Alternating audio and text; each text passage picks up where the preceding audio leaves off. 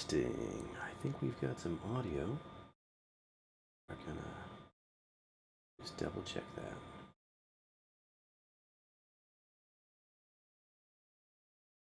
Get Photoshop pulled up here.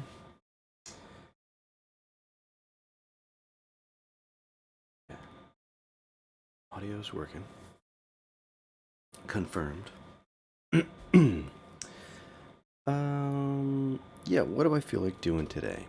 Well, I've got a little reference pulled up here. I'll bring it over so you can see it. All right, this little image right here. I like some things about it. I don't know that this is like the final destination where we're headed tonight. But if nothing else, it'll be a decent thing to warm up on.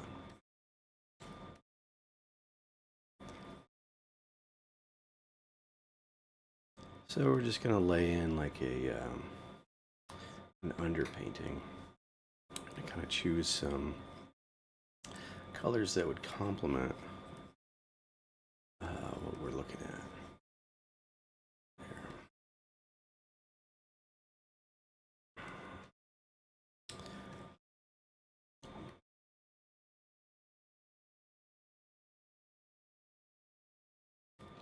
And then I think we'll start to block in some of the areas here. So we could either do this with like some line work, or we could do this by just blocking in some shapes. In this case, I'm just going to start throwing in some shadow shapes, and we're going to see if we can't just get these aligned such that relative to each other, we'll start to build some structure. Okay, what do I mean by that? It's not too complicated, but basically your eye is going to start to see these darker bits. It's the illusion of shadows being cast, and as I was saying, relative to each other, they will start to develop a sense of space.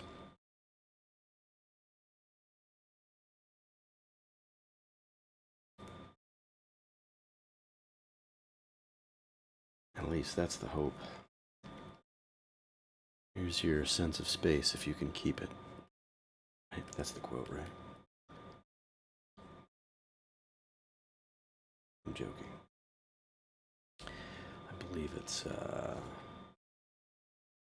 democracy if you can keep it, or freedom if you can keep it. I think it's democracy. Democracy if you can keep it.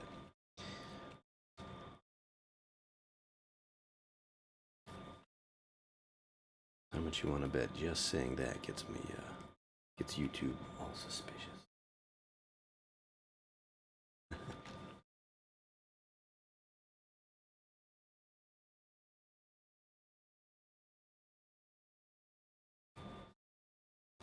Okay, let's see.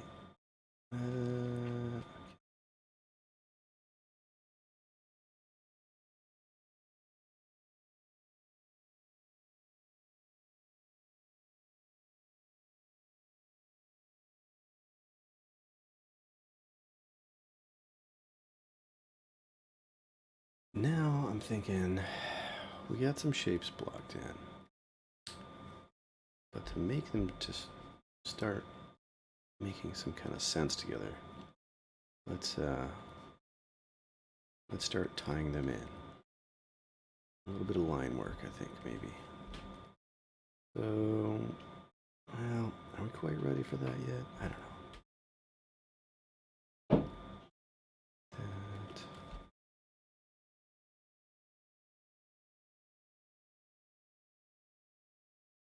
Sure, I guess so.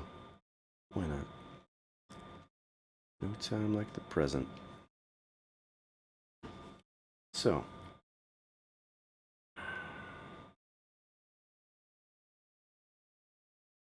this guy right here, I'm going to connect those. And we'll that up there.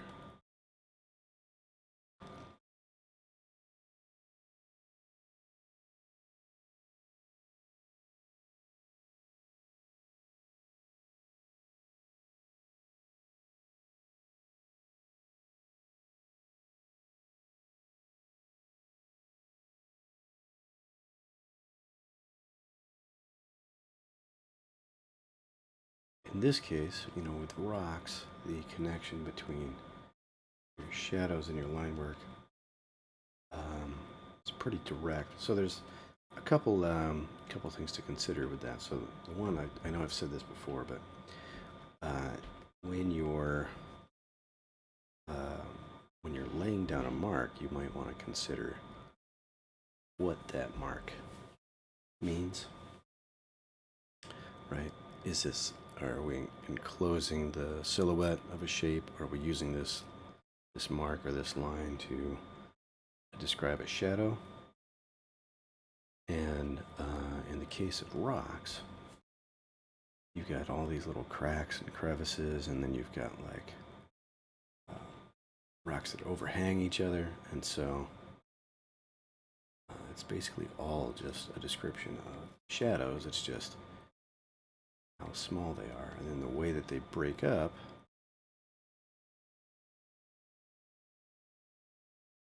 you're going to end up connecting a lot of shadow shapes to lines. It's all just kind of one major form that breaks up into these smaller forms. Is this making any sense? I mean, I suppose the same thing could be true of just about any line or shadow, right? Like it's ultimately a description of a recess. I mean, again, going back to what I was saying a moment ago, that it's the question of what does it mean when you lay a mark on the canvas? Is it shadow, or is it the enclosure of a shape? Anyway.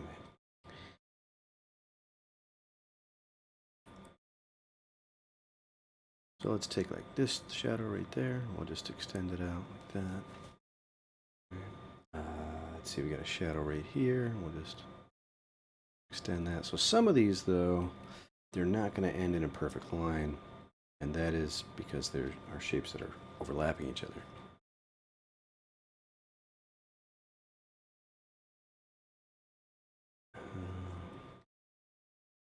So like here, for example, we could just kind of block this in.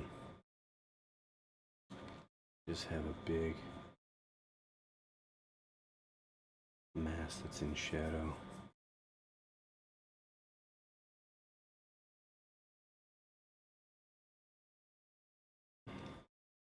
And then let's see over here.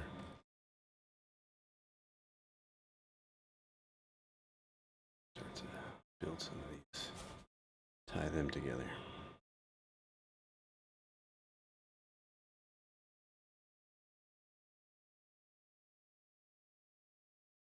Let's see.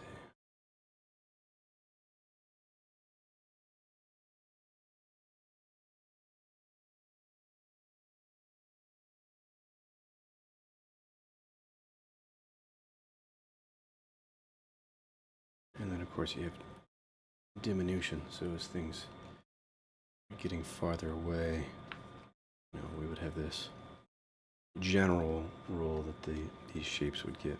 They would kind of reference what's elsewhere in the scene, but they'd be a little smaller. That's not rocket science, but it has a name. Diminution. Things diminish.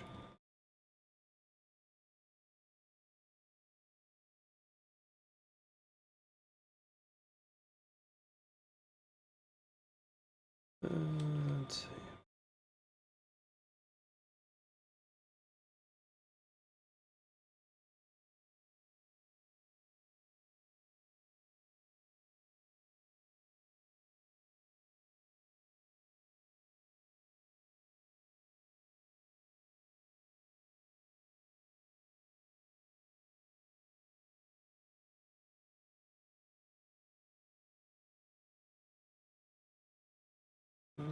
This shape is actually much simpler than that. I want to simplify that.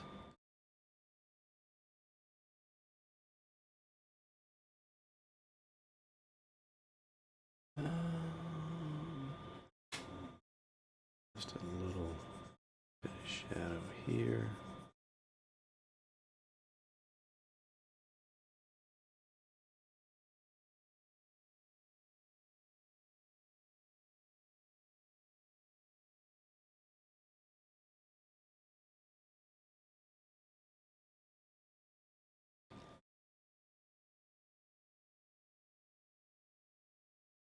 Okay, Eric, when is this going to start paying off and coming together?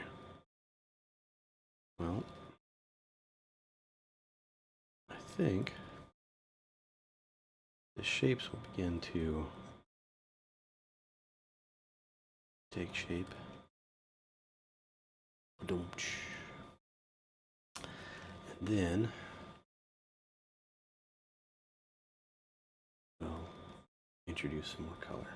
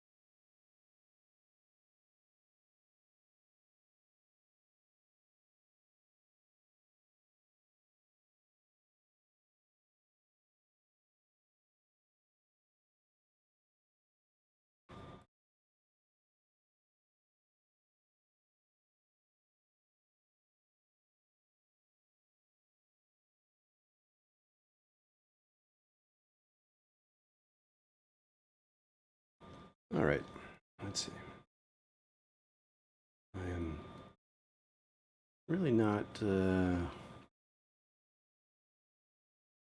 dying to fill out all the line work here, so I think what we'll do is we'll throw in a few more shadow shapes to get the kind of scale and composition, I won't say figured out, but blocked in at least. And then I'll add some color.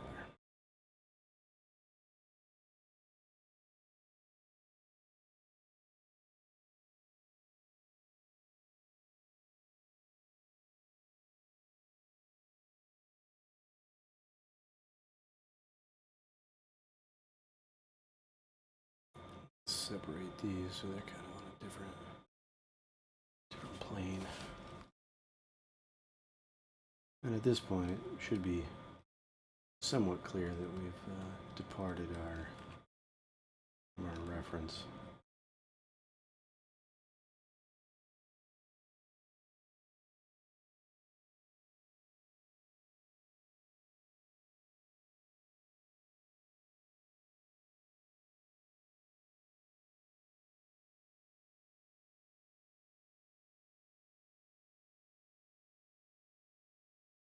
All right, we got Adonis in the chat. Welcome. How you been, man? Are you planning to be late boxes here? Did I mention that? I feel like I brought that up last week, but I don't recall what came of it.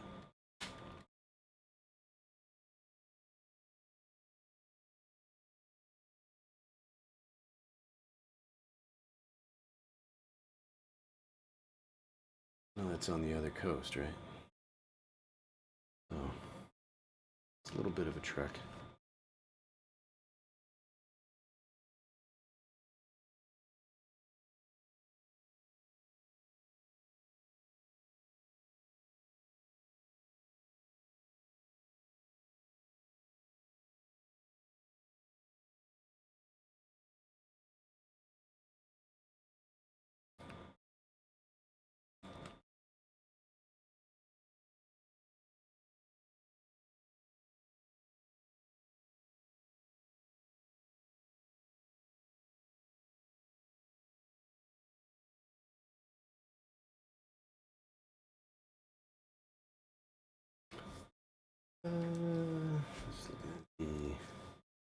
chat here. I'm trying to find people to go along. Oh, cool. Awesome. You said a friend is going to be there. Have a table. That's awesome.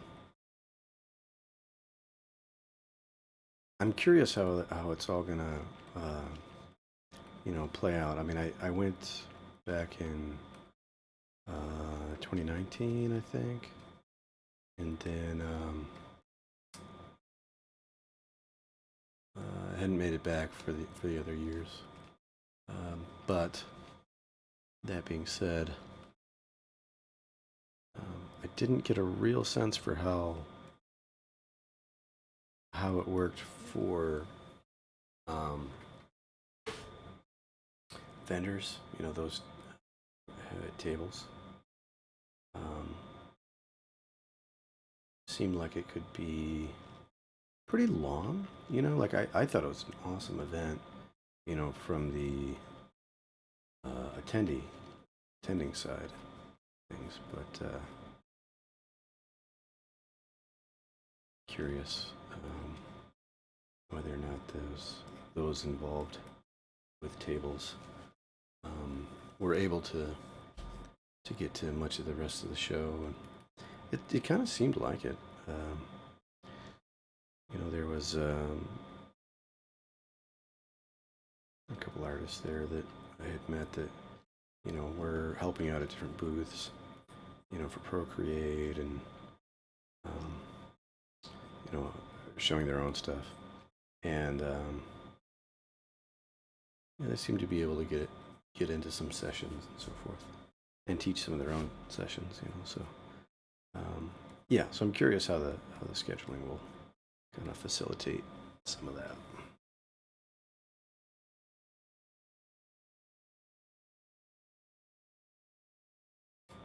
Let me grab a different brush, one that has some little bleed in it,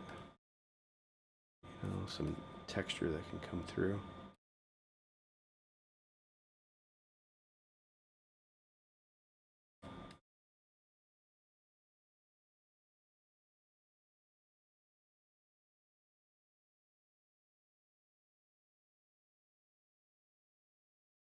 There we go. I'm going to throw that into the shadow areas. Figure out really what color is this. Here I've got these real pale grays, but they have a warmth to them, and so I'm popping off the canvas, or rather the reference image, and so we're hoping that they'll pop off the canvas once we get them next to this background underpainting. And I think the temptation for me will be to go too heavy with this richly saturated red. So I'm going to try to limit myself. Stay more on the desaturated side of things.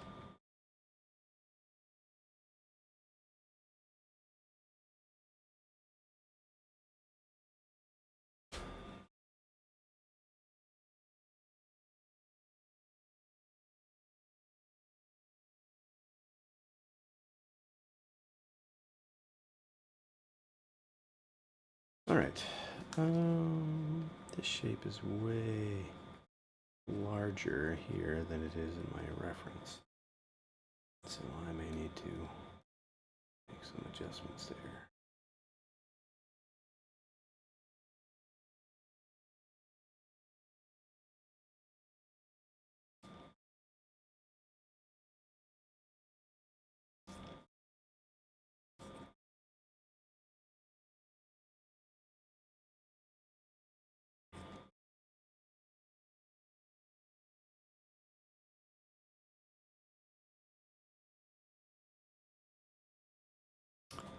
And I should probably also vary up the texture a bit. I'm using this one brush here, but there are a couple others we could and should employ to get a nice texture variation, so that the whole scene is not exactly the same.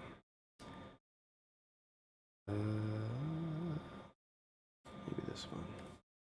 Textured color jitter. It's similar. That's a little softer.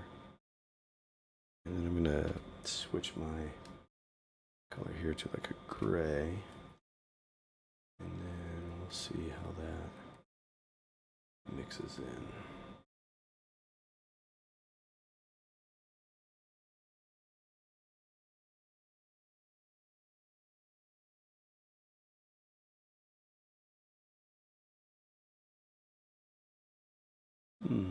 Maybe a little more red with that, I think.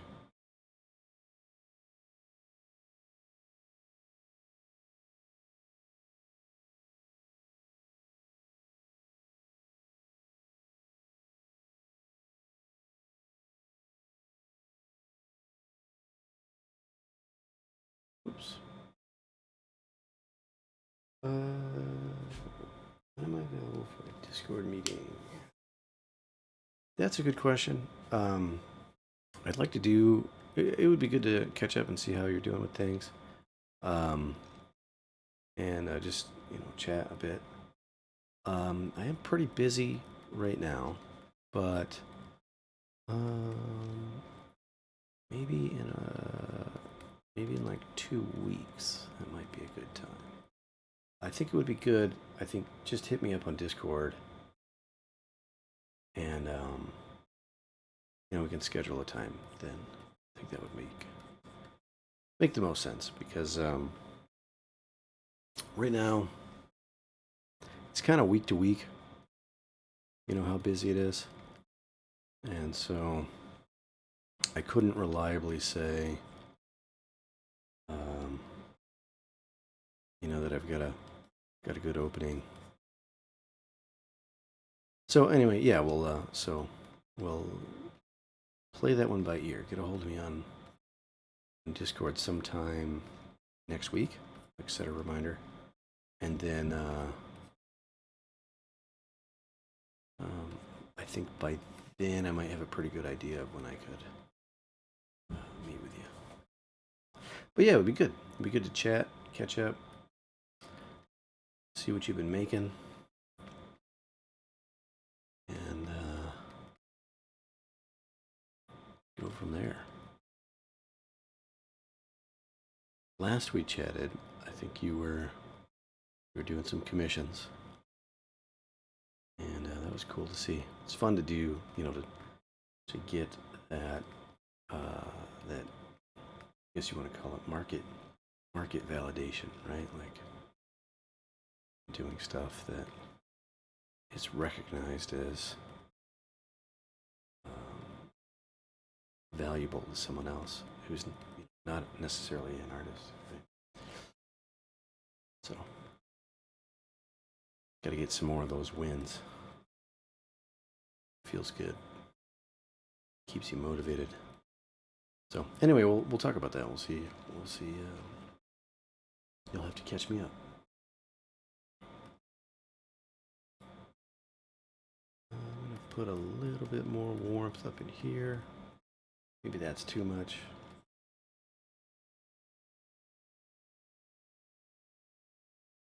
I feel like I'm really being perhaps a little too timid with this one. Whereas I think it could just benefit from some more, sloshing paint on there, and it's getting heavy with it.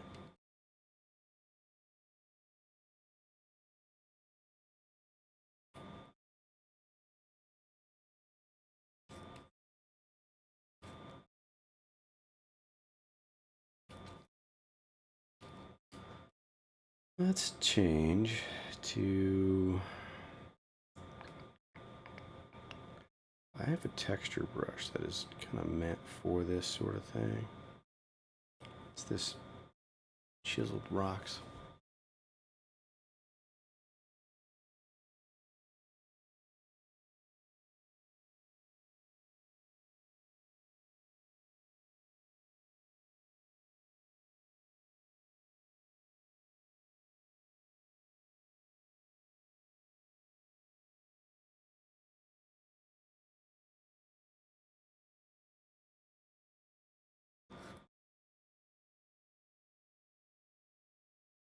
to switch over to our brighter color.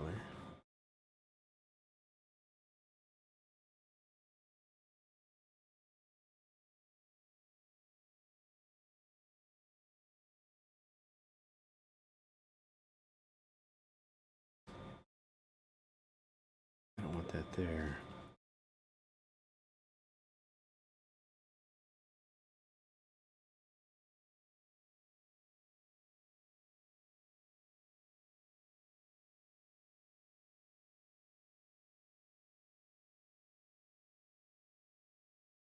And I think we might take that underpainting layer and use it as a multiply here at some point.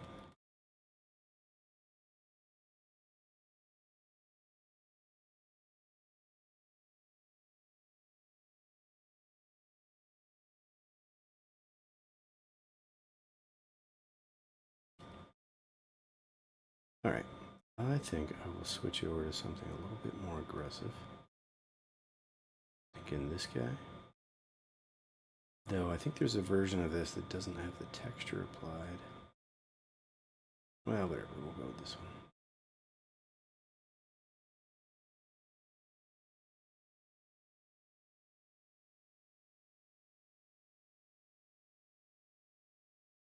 Now we'll start bringing in some of these light shapes. I say that and then I'm immediately tempted to go into the dark shapes. So, don't listen to me.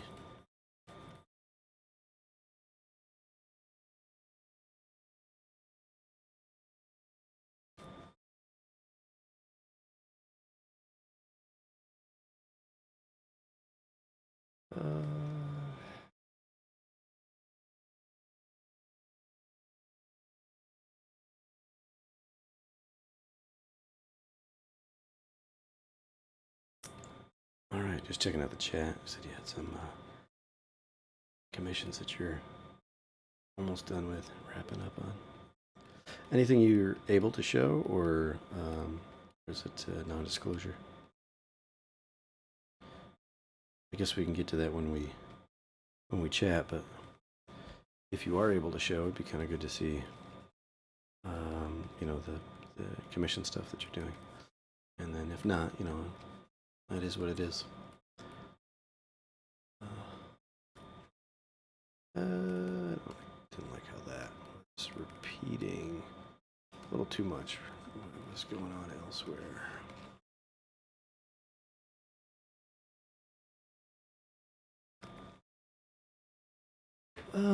You know what? I think I'm gonna do. I'm gonna grab this. I'm gonna set it to multiply. Kind of like color burn, but well, let's maybe do overlay. Let's go. Gotta go darker with this. So do multiply. I might. We'll risk it. We'll risk it all, and we'll knock out some of the larger, brighter values.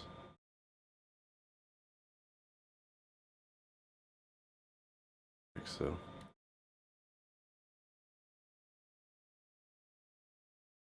And then let's see. We can lower the fill on that. I'm just gonna real quick see if we like it better at being any other type of layer. Because sometimes you get closer to the vision with some other ones. The difference is kind of nice. I think that's what's gonna, you know, shift most of the colors where we want them because we're using a complementary color. But I kind of like vivid light. I'm going to do a couple versions of this. So we're going to go difference. And it's basically just going to give us you know, the shadows because we're knocking out everything above it. And see how it's inverting the hue on those. Comparing to what we've got on the layer.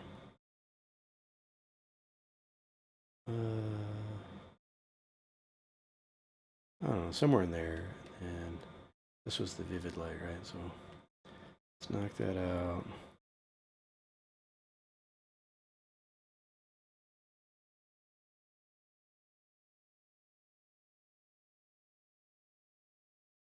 Getting some psychedelic colors in there. I kind of, I like this, but it's going too dark for sure. So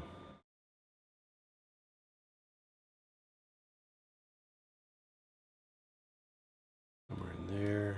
And then what's this? Anything going on here? We'll set this one to overlay. Bring in some kind of a soft brush. And we're going to start. I think I'll try to bring in these warmer tones with the overlay shadow portion. Here, let's go. Screen with that.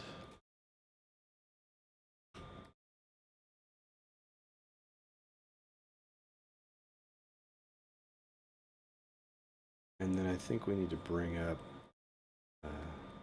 the shadows, I want to have like some crevices in there, but I don't want it to be completely, crunched down to black in the whole shadow. I want to have some opportunity for bounce light in there.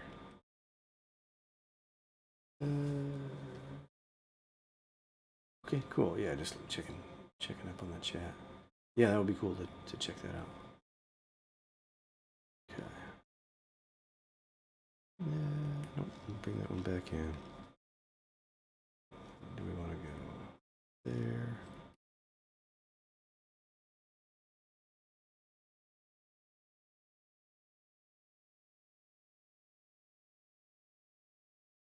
Nope. That'll work. Again, with diminution, we'll bring this brush a little bit smaller as we're going back.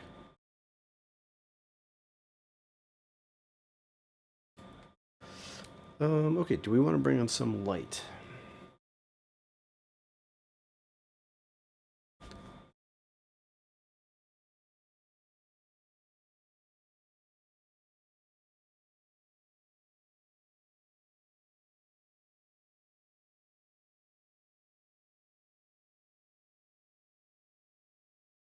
Maybe a little bit here.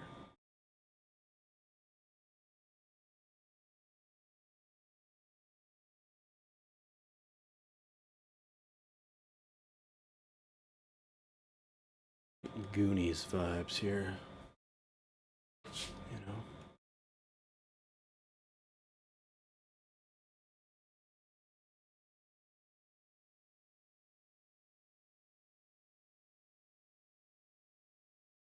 What is this? Goonies you speak of? Old man.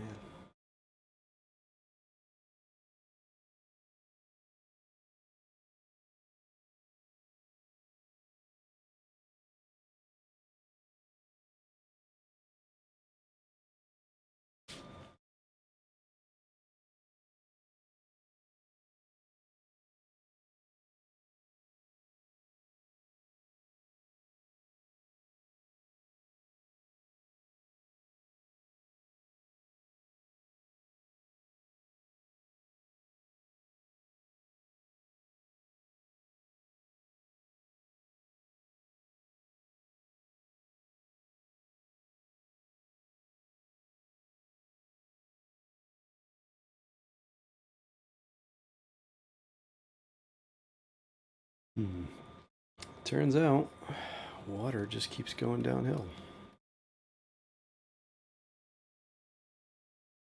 Something to think about. All right, do I want to play with the light here? Cast it in some areas. So we're kind of doing two things with this overlay layer. On one hand, we're using the darken side of it to add some of this rock texture, some of that patterning in the rocks. And on the other hand, we're using it to create light ultimately, it's light and dark in the scene, right? It's graphic decision making. That being said, it gets muddy if you're not separating your textures from your shadows. There's good ways to do that that can that can make an image really clean. You can also muddy them up, to have lost edges, and that could make it very visually appealing. But ultimately, it's a negotiation, and it's something to be mindful of. You don't want to be too careless with it. But again, with the negotiations. But we want to be free to work quickly, to be able to make big sweeping changes if we want to, and to make a compelling image. And the rest of it, oh, who cares?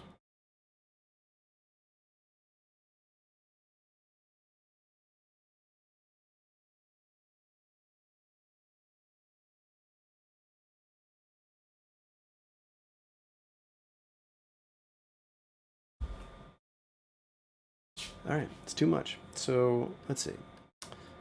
I think I can lower this a little bit. Well, I don't know. I like what it's doing. I think we're just going to layer some more in. Layer in. I'll do another overlay. We got Lee in the chat saying hello. Thank you, Lee. That's very kind. I appreciate you joining in.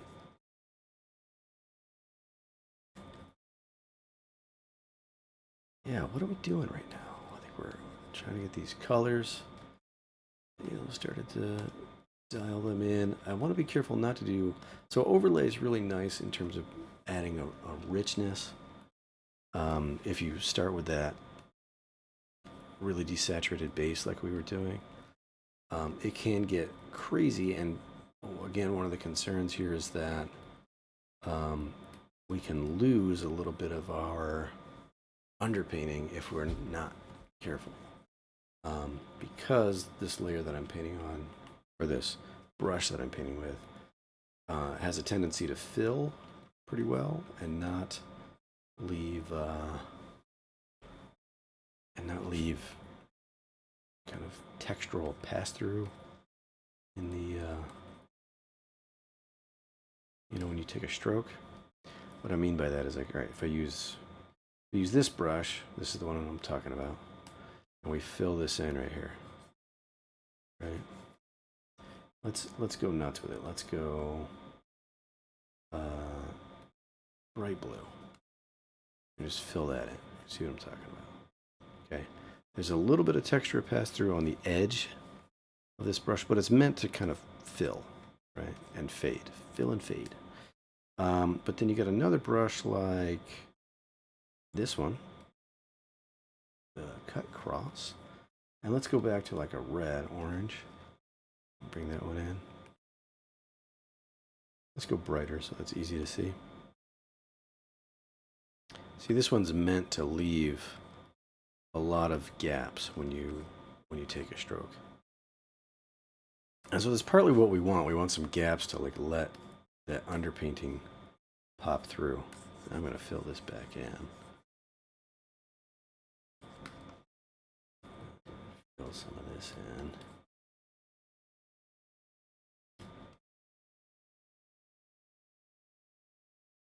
We are just kind of making a mess here, but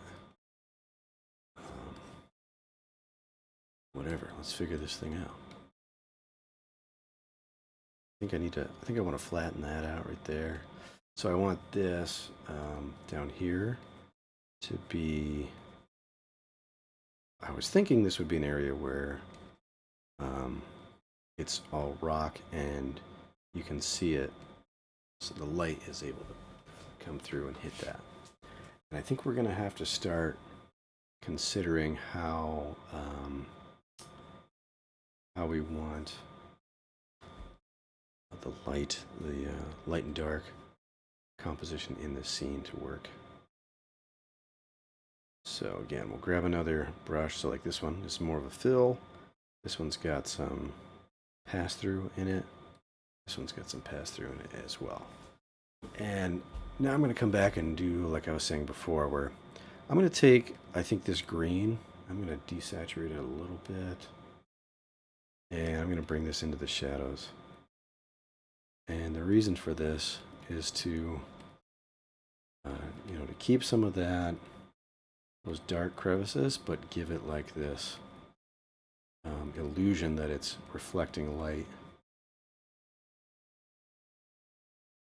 from the bottom of the canyon onto the bottom, down and then up to hit these parts that are in shadow.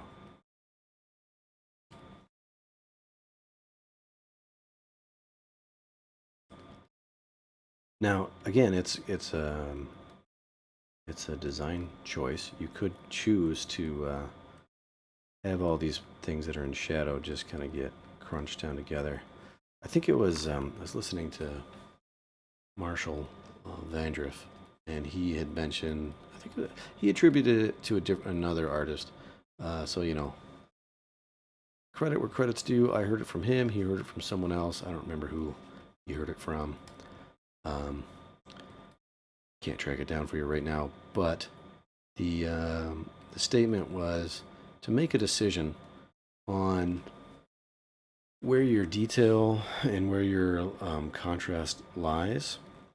So if you want to have all of your kind of visual interest in the shadows, then you kind of have to simplify the lights. And again, this is a choice, a design choice, so this isn't like a hard and fast rule, but I found it something to be really interesting and good to be cognizant of. So again, you're thinking,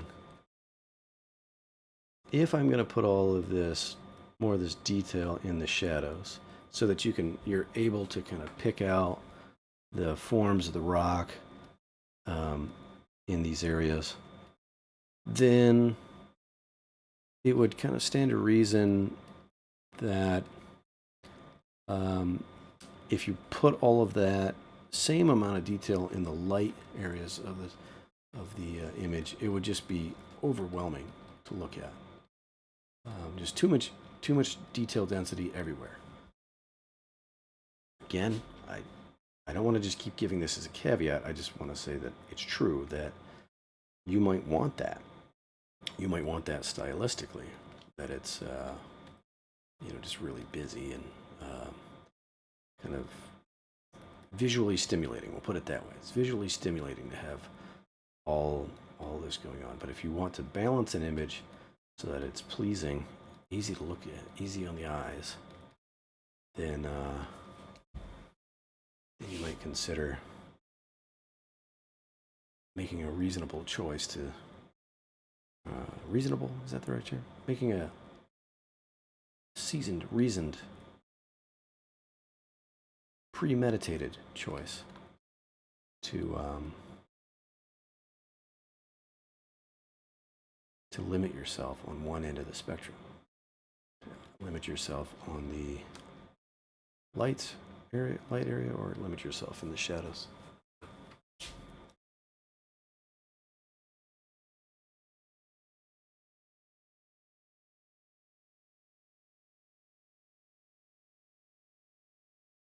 I don't know if this is my favorite brush. It doesn't have a ton of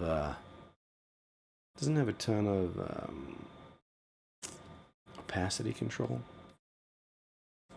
Which on one hand, maybe that's what I need right now, is to just lay in some color and live with it, rather than trying to sneak up on it. Sneaking up on it may be the thing that is making this difficult to come to kind of a conclusive composition.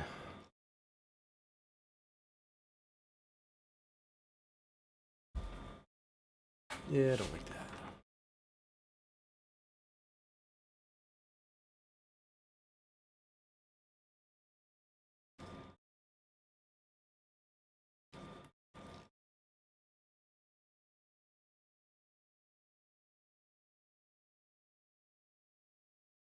I think another thing that will benefit this is to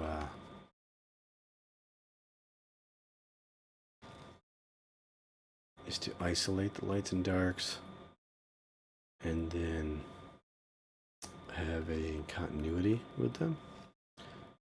So, what do I mean by that? I think right now the darks relatively have there's kind of I don't say a system, but they're working together in this image. But the lights are not. The light regions are just kind of all over the place with these color blotches and jumping in value. And I think that if we isolate a zone, then we can get more clarity. Okay, so let's see if we can do that, and I can show rather than tell. So I'm going to do a new layer. I'm going to set this to W head flat brush. This is a nice one for blending. Actually, you know what might even work better, be just a quicker way to do this, would be to, let's go to our channels. We're going to control click RGB. What that's going to do is it's going to select all the white in the scene and its gradient of gray. So right now white's selected. I'm going to control shift I to invert it. So now we've got our darks selected. And if I, let's say, make a solid color fill, and I'll just make this obvious color. And then I'll go to my curves on the mask. And we'll tighten this up so we've got less of it is showing. So basically we're getting this color to be the darks, the shadows, and so forth. And let's figure out what we'll do is we'll take this and we'll get it to like a mid-tone, and then we'll adjust this mask until everything's kind of flattened out. That's, I think, a good way to target it, I think. Yeah.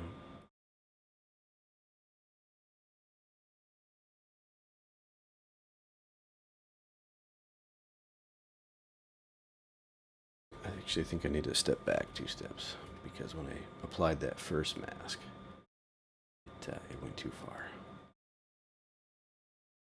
Okay, so now we'll go just curves, bring that dark in, and our image should kind of just wash out.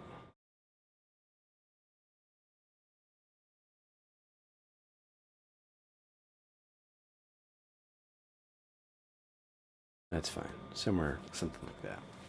I'm going to duplicate this. So we've got one, this can act as our shadow, so we could, like if we wanted to isolate, like I was saying, if you can crunch all your shadows down to one similar value, then you make more changes in the light, and vice versa. So what we're going to do here is we'll save this so that if we want this for our shadow later, we've got it isolated. And then this one, we're going to invert and use this for our light value.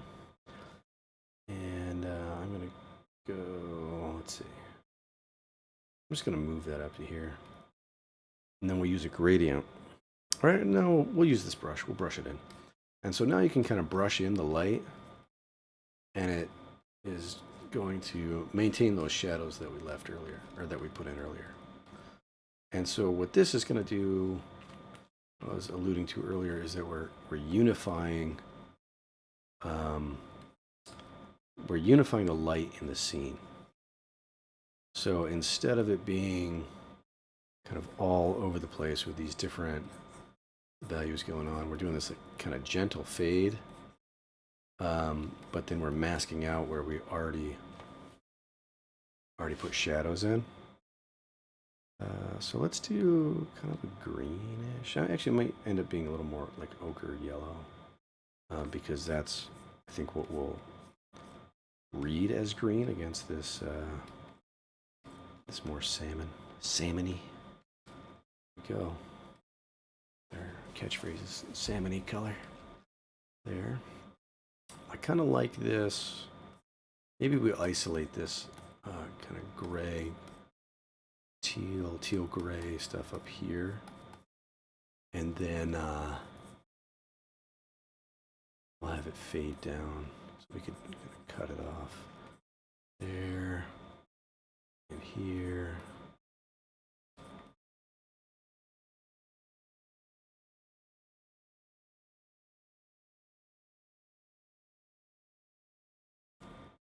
And I don't know about that. That maybe different shape.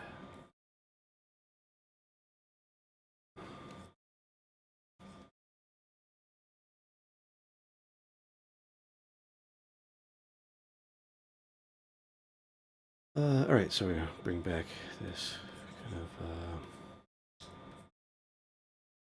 middle tone.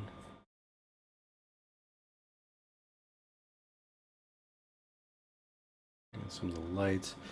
As we push back into that background, maybe we'll go a little more gray, like we're mixing those values.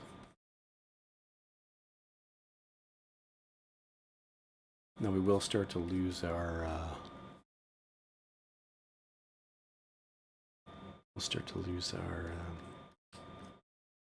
underpainting a bit with that. Do we want this to kind of go dark up there and then catch light down here?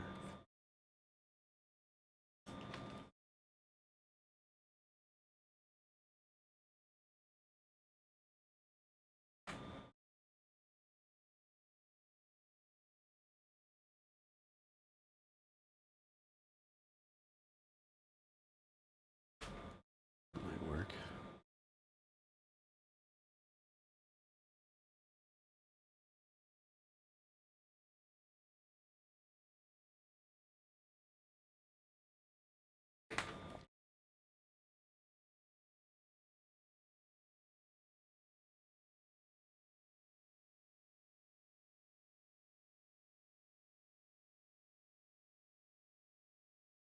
Maybe put some of this in shadow.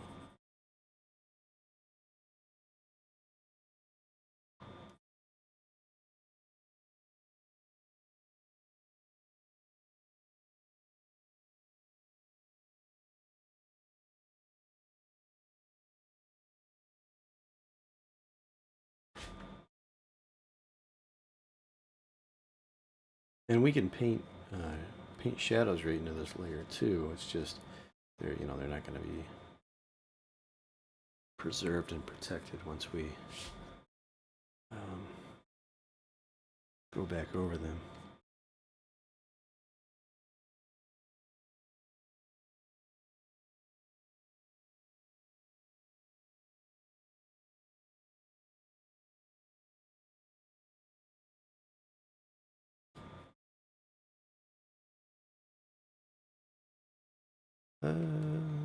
Maybe bring some more light up there. No, I don't know.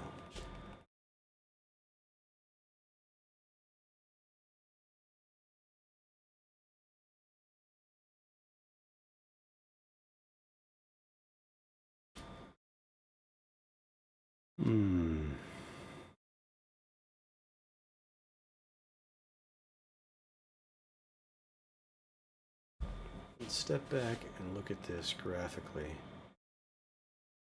Some considerations.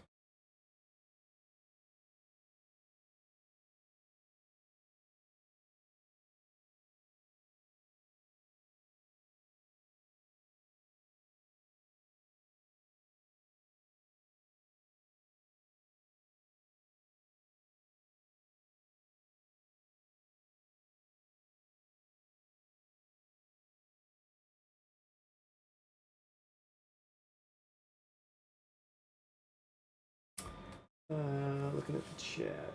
Hey Eric, love your work. Hope you're doing well. Love from Tasmania. Thank you. Yeah. Thanks for hopping in the chat tonight. It's nice to hear from people. Thank you for all the kind words.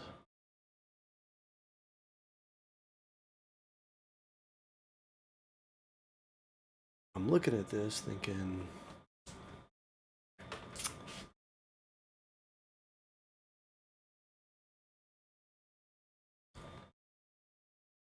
this is kind of a fun exercise, but I'm thinking, how do we now bring this into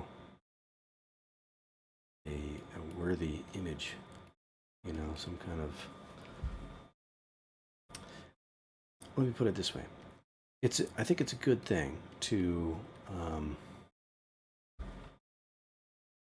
just kind of study things for what they are. And then at some point, you might come back and incorporate that into your work, into your repertoire, or in whatever the ideas are that you're gleaning from studying something. What do you then do with that? Do you come to any conclusions? Do you does it spark new things and new ideas? All right, so this is what we had. We grabbed that mask based off of the dark colors, and we threw this in. Now we've still got that dark mask. We can play with this.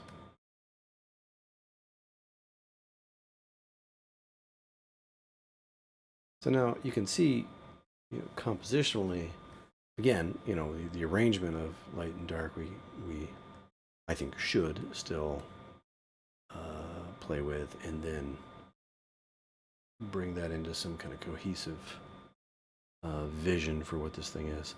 But that being said, you've got a lot of control over the style with just a simple setup like this. So what I'm going to do here is I've got gradient. Here's my shadow that we've thrown on there. Here's the light. And I'm kind of tempted to let some things come through.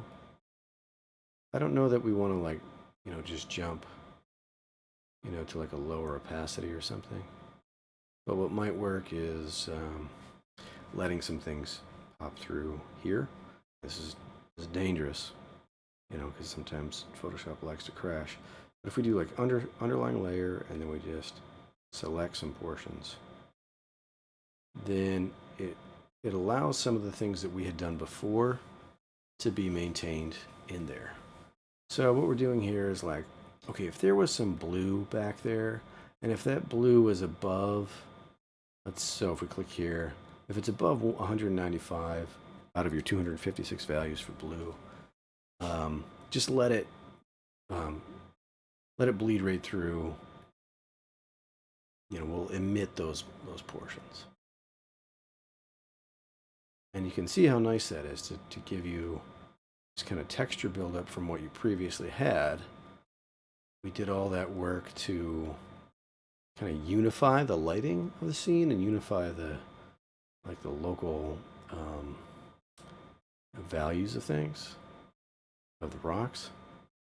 But now we can let some of that stuff that we did before pass through. And personally, I think that starts to add all these like interesting bits of contrast and color contrast and hard edges and stuff. It's less controlled, it has a little bit of like, I think a little more natural look to it, which is nice. So I'm going to take this, we'll put this layer lower, And then this is our shadow layer that we were playing with, and I'm just gonna blend in some. We use this radial. Is it radial? Is that the right term? Yeah, radial gradient.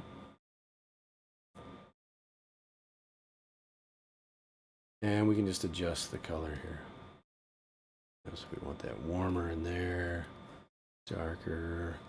Maybe we want it cool, you know, as we go back into space, because that would make sense with the water and with, you know, just kind of a general rule of atmosphere.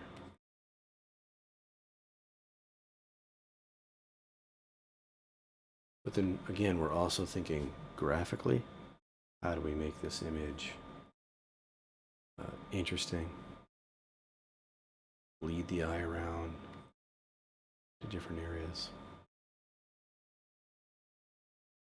Maybe we throw in some green down there. That's too much.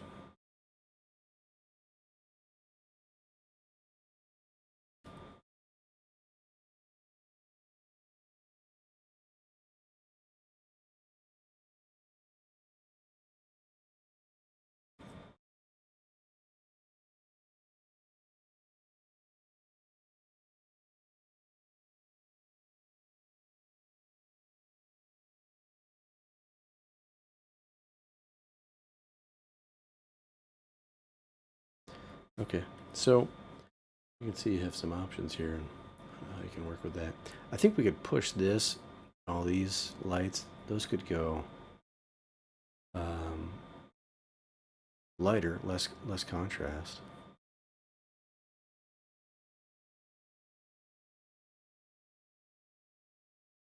And then we go really dark up in here. Maybe we're, you know, drawing the eye into some of these areas. I think this part right here with the rock, that's kind of stuck. That might be an area to darken up to lead the eye into. I like this down here, you know, a little recess, lead the eye into there. Maybe here, that might be too much there. But,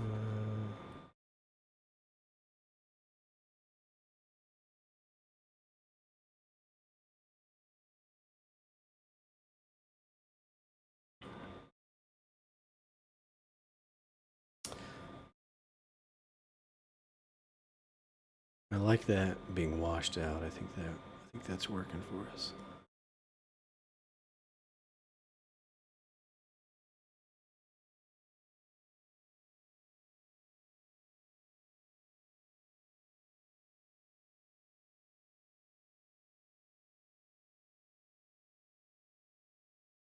Now again, this is a balance of like making an area look good versus making it prominent. Right? So what looks good often is real juicy contrast, but it makes that kind of a prominent, important area. You don't necessarily want that. And with this, I think we will lower this one as well. So we maintain some of that detail.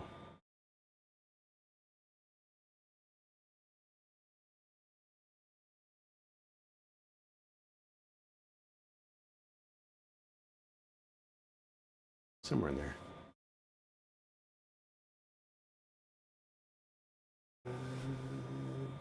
Jay says, always get new ideas to approach things from watching you. Awesome.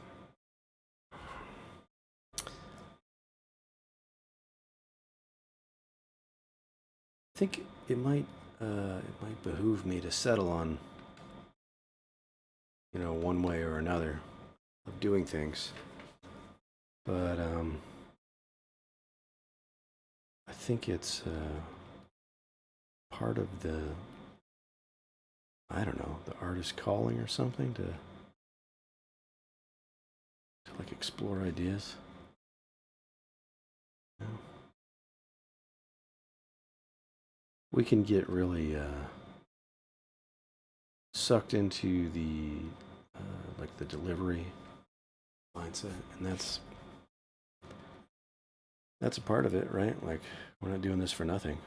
We're hopefully engaged with the culture in some way, and that means that we've got to deliver, and delivering on the work means consistency, right? Uh, but I've described it, or I conceptualize it kind of as like there are different destinations, and known paths and known destinations.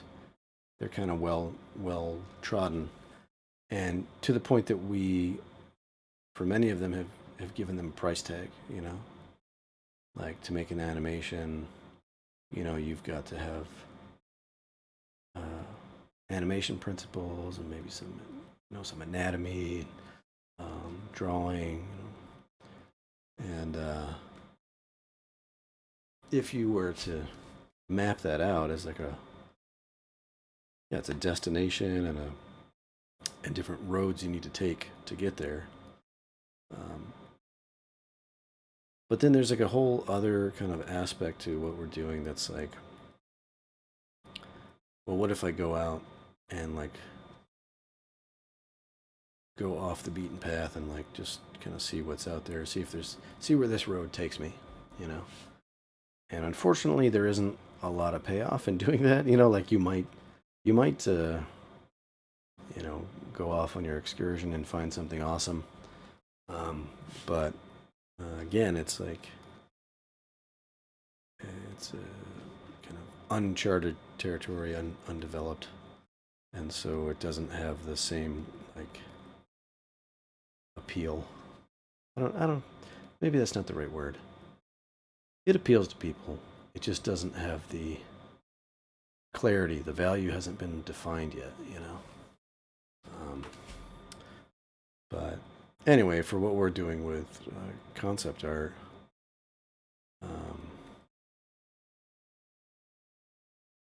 lots of new ways to think about what we're doing, ways to approach it. It's always beneficial because it, if nothing else, it gives you like another tool for approaching new ideas. Okay, like, so how do I communicate this thing? How do I make this thing work?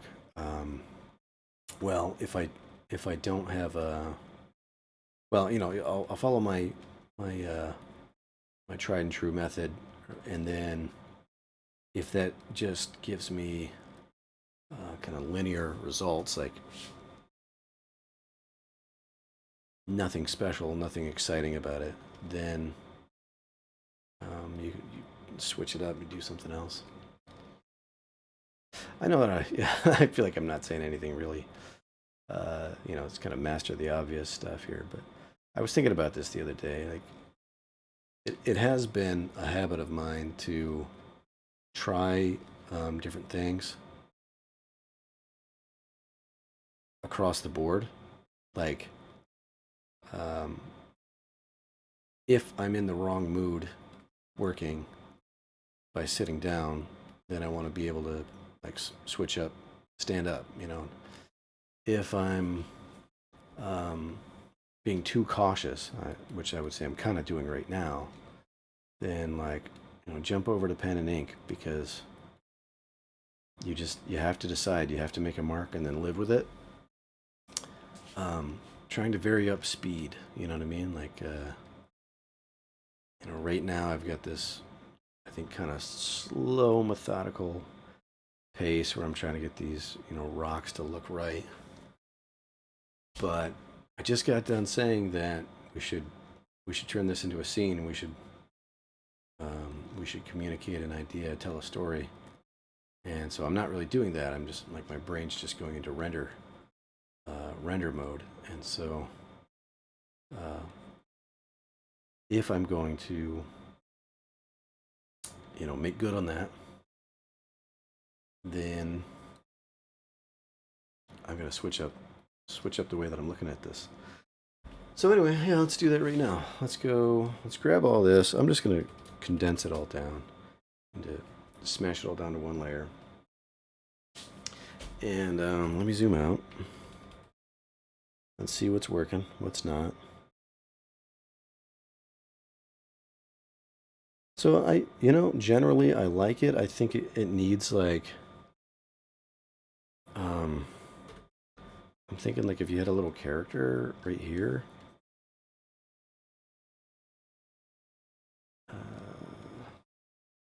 And it's like some kind of interaction, like maybe a little kid playing in the water. Give him a contrasting color here. Reflection.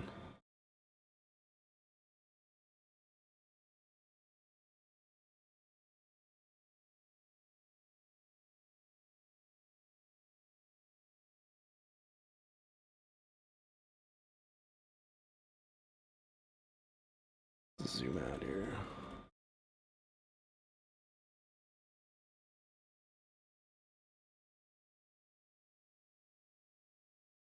I can see kind of a logical path there. I'm tempted to put like a foreground element here, another character or something. But then I feel like that's kind of too on the nose. I like that they're isolated, right? And so let's go. Put a little shadow or reflection in there. Excuse me. Maybe throw in some. Grab a lighter value. So they have shadows, but they're not overpowering.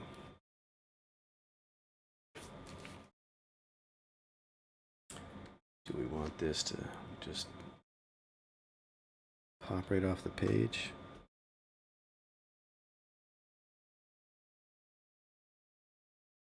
What if we go red instead of blue?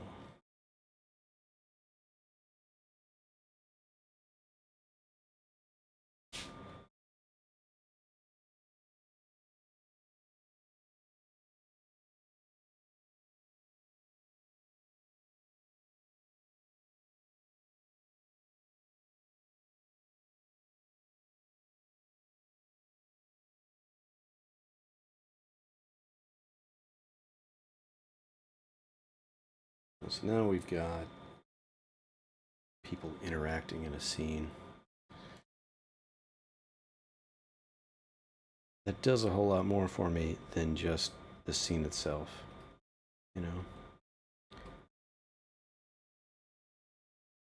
Obviously it's roughed in, but that's kind of the idea. We want to be able to make adjustments like that.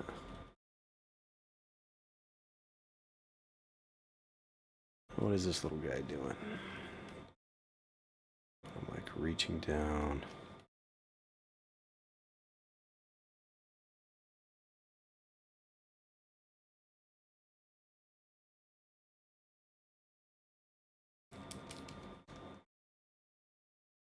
Grab the eraser.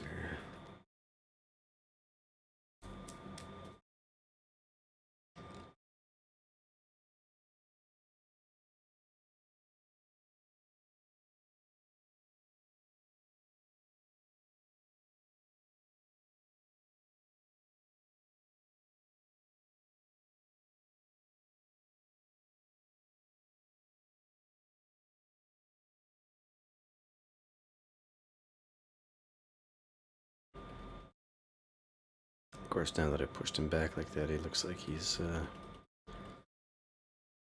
larger, so that they're like equal size, and that's not what I want. I want him to appear as a child. I think I like that motif.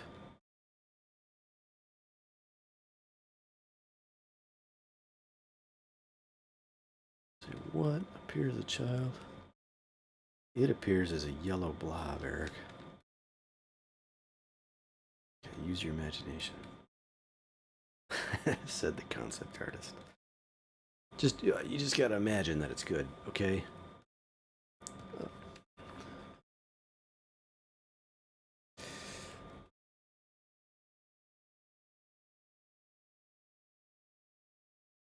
I do think I prefer like a posture that has more, it's more dynamic, right? So like this, what I was doing right there was kind of vertical. So should he, she, whatever, be,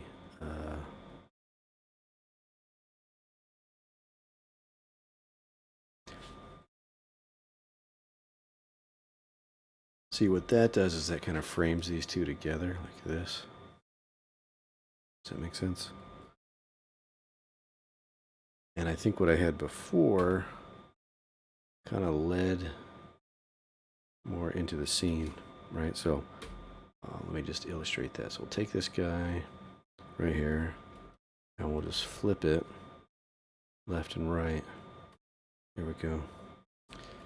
So now, instead of what I showed before where it was like that, because we had that arc, from what was this back on this side. Now, to me, it does this. Then you also get that repeating, which it's subtle, but I think it actually is leading you into that little waterfall background area.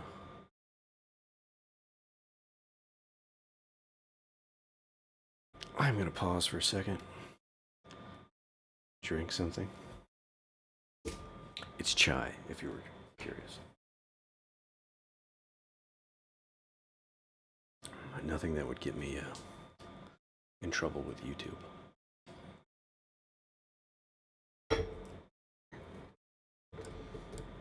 But if I could get a product placement, that would be awesome. I don't even know what brand this is, but any chai companies out there that want to sponsor me, I'm all ears.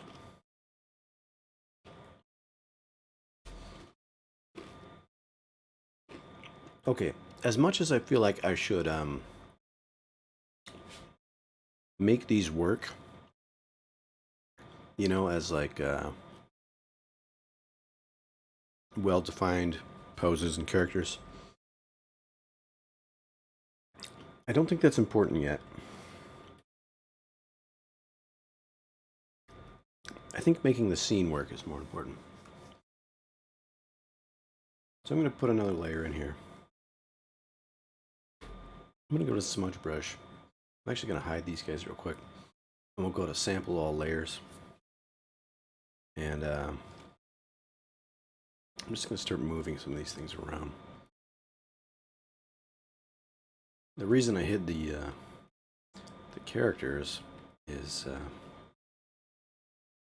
because it's on sample all layers. I'm grabbing whatever's there and moving it, and I don't want to involve those characters in the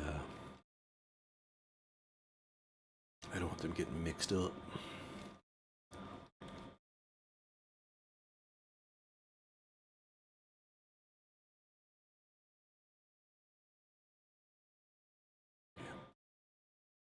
Too much. We just gotta get to making this image work.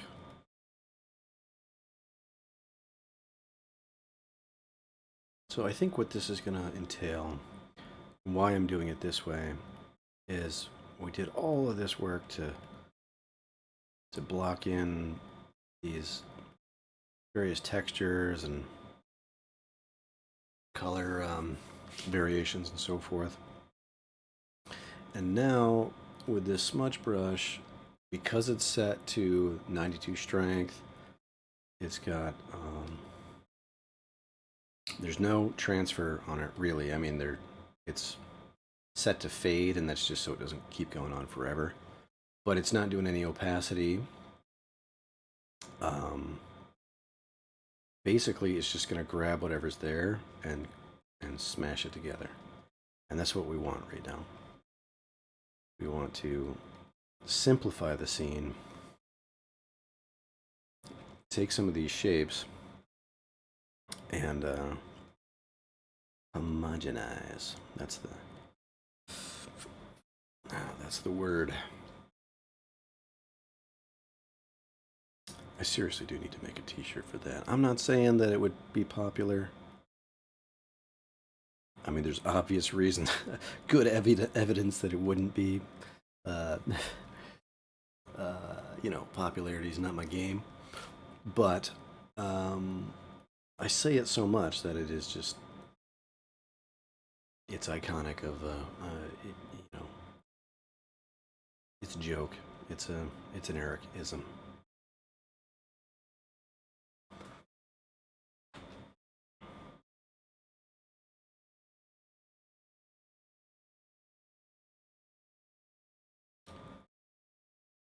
Okay, there is some smudging that we're doing that is actually kind of textural, visual, like getting the texture of that waterfall there.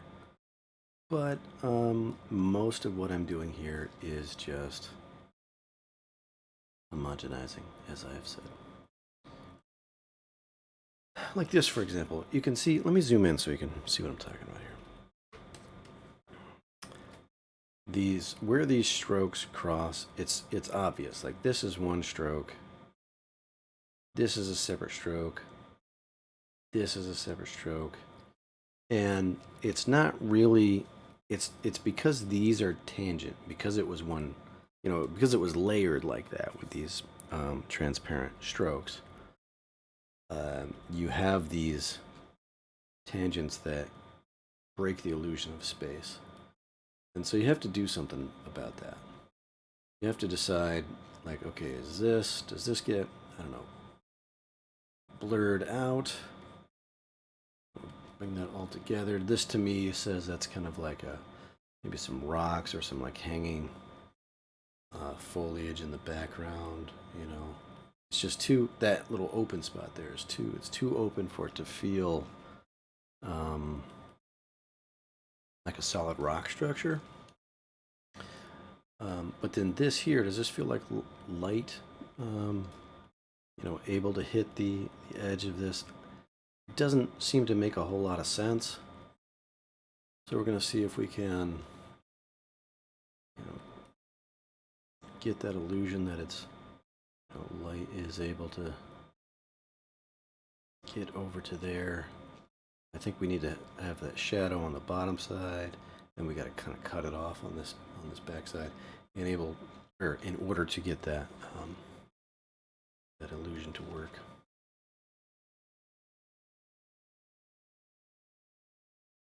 We can use the smudge to kind of pull around some of these shadow shapes and duplicate them. So, like if I zoom out here, looking up there, and I'm thinking, man, there's just too much going on here. We could smooth it out, right? So that it's kind of changes more of a rounded form there. But then if we want to break up that edge, we just grab the edge, pull it down. Take 2 steps back and I'll show you what I mean.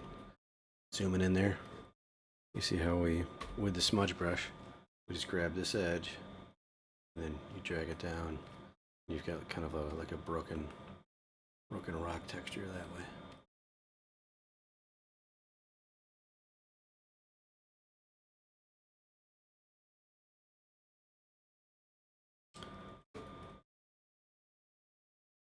I kind of want to smooth this out, I think, so that this is turning the form, but then you still get this broken, that kind of broken edge right there.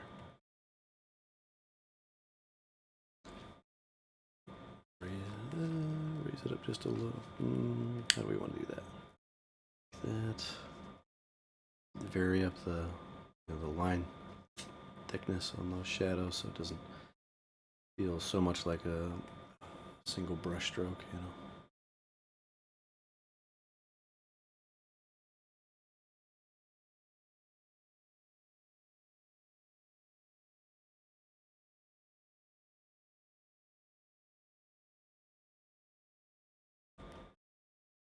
Though I don't want to give that too much attention.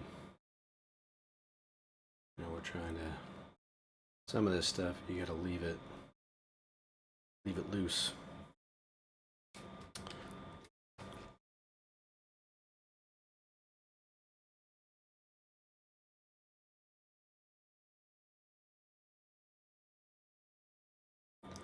And there's a little bit of a trick to this brush. I know I've mentioned it before, but it's got to be, you kind of have to hit it at the right speed, because it will jump, it'll jitter based on how fast you're moving, and that's because it drops iterations of the stamp that you're copying.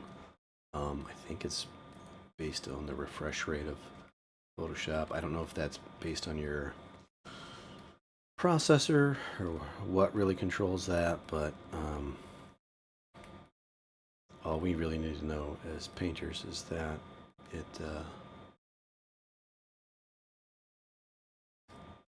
that you gotta kind of catch the cadence of how fast you need to take the stroke to get a hard edge versus a soft edge.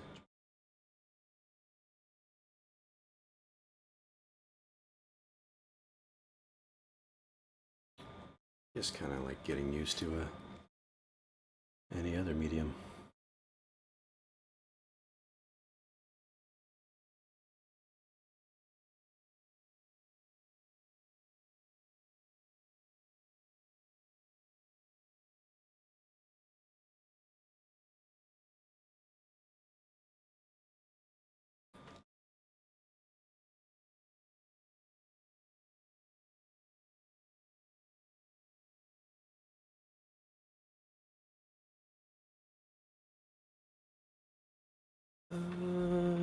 Okay, let's zoom out again. Let's try to see what we're missing. Maybe clean up this relationship here so that these are a little cleaner.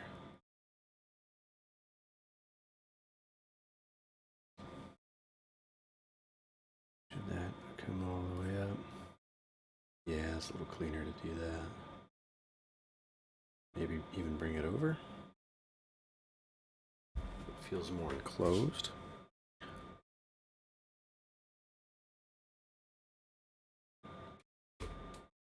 Sorry to do this to you on the stream, but it really is helpful to be able to look at the painting really small. Just figure out what's working. You know, in the small. Really, it's the big forms, but if you're looking at it small, then it's really easy to see them.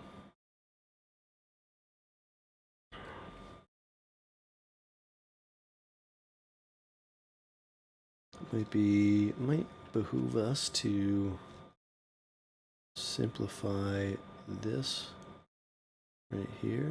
Get that kind of pointing in. In order to get that line pointing into the focal point. This here, I think we could clean up that rock a bit, maybe.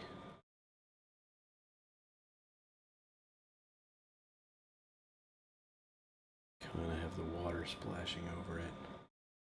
But some of these things could be, if they're more linear,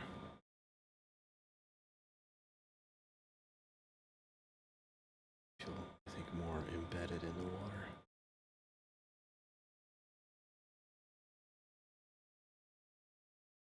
That's just a hunch. I'm sure someone's made that observation a much more scientific way.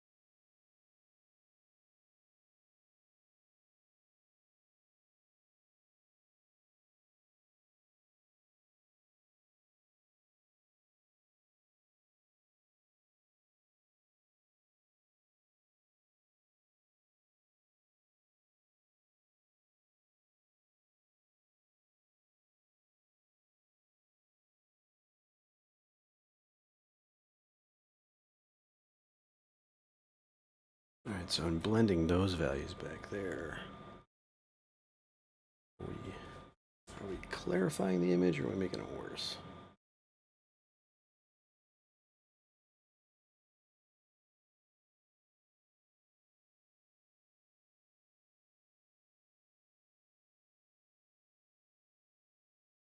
What I'm going for is like, as the water erodes this away, you sometimes get these like this divot looking thing here. And so down here, I think I want to show that as like a shadow.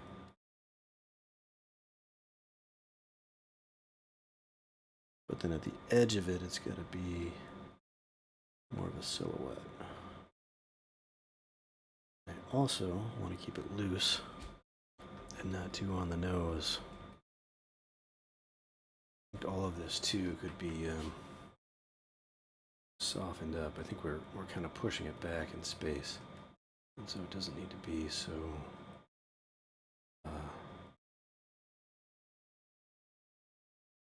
crisp and contrasty there.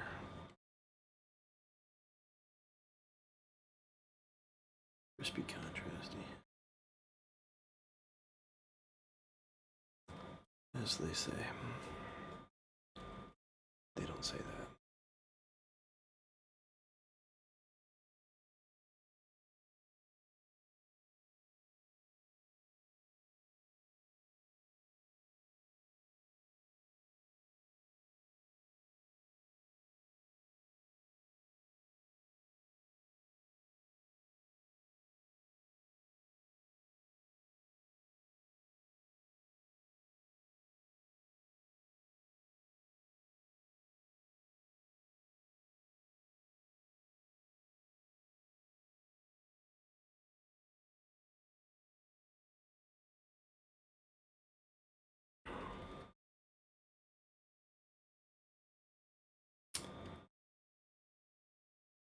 I'm gonna make a mask here. I'm gonna start pulling away some of the stuff that I did.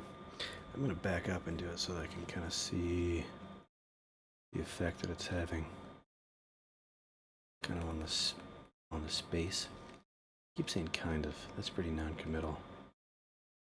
I want to see how it affects the space in the image.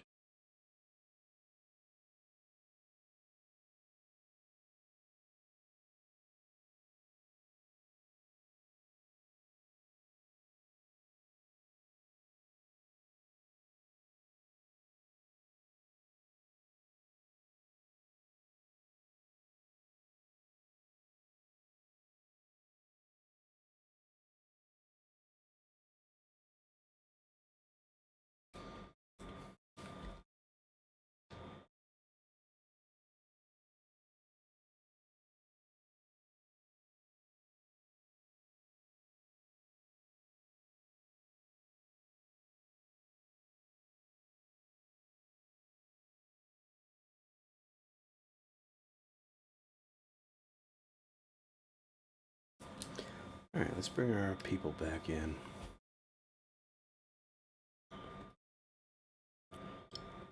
I might move them down. Oops, wrong layer.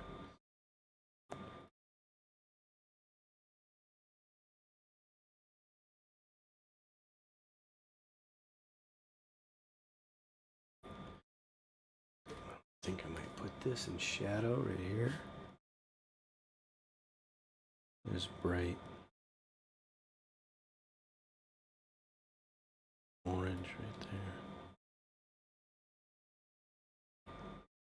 Is that what we want? Make that whole thing a shadow. Definitely,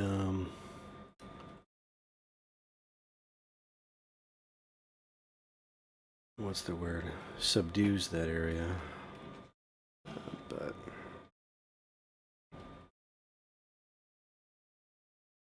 do we like it?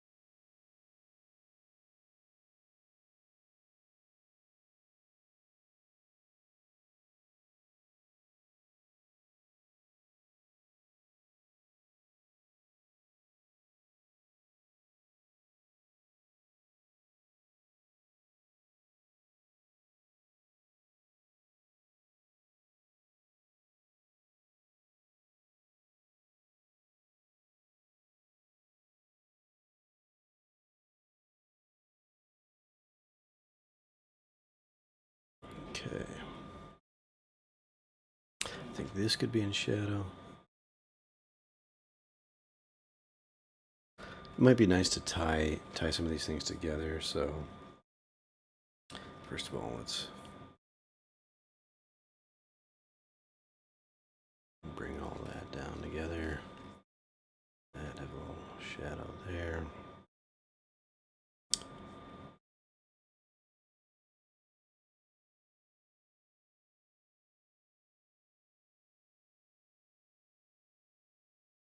So either bringing this shadow onto this rock, so it's the same value that gets passed over, or we bring the light from the rock over onto that, onto this little spot here, which is, I think, is where my head is at, preferring that. So if this is catching light here,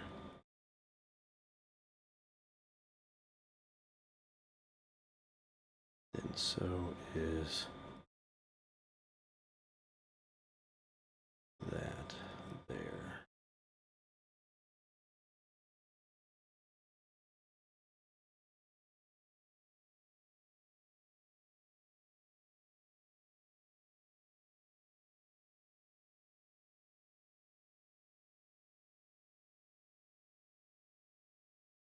I'm gonna put those shadows in there.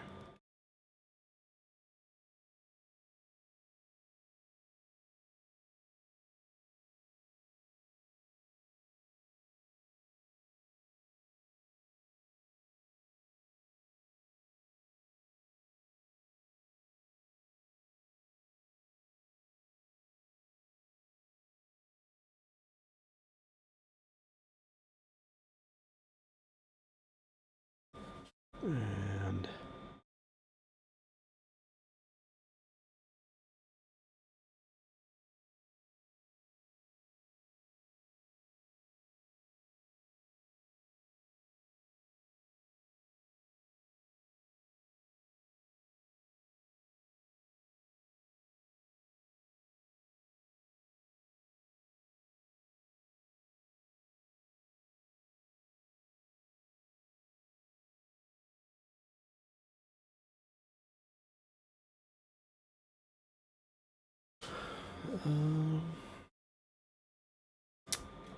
oh, that's an oversight.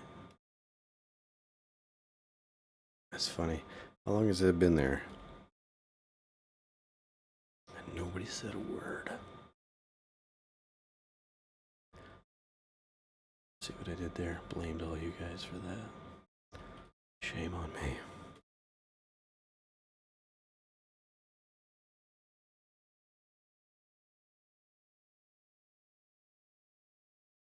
Threw the audience under the bus.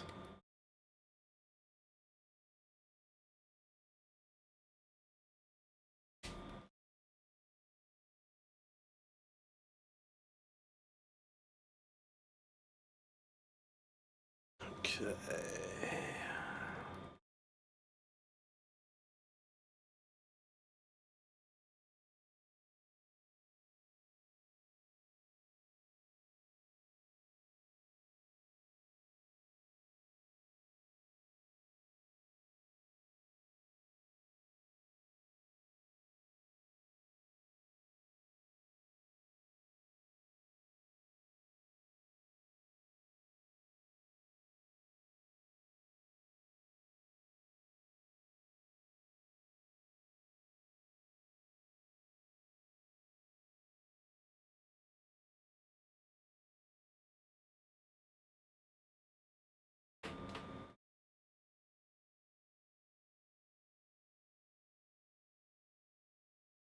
I feel like this could be darker and less saturated here.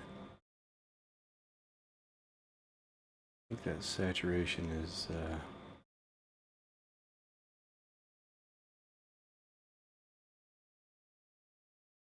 starting to feel a little cartoony in that area. Then we are getting awfully close to black. with this value.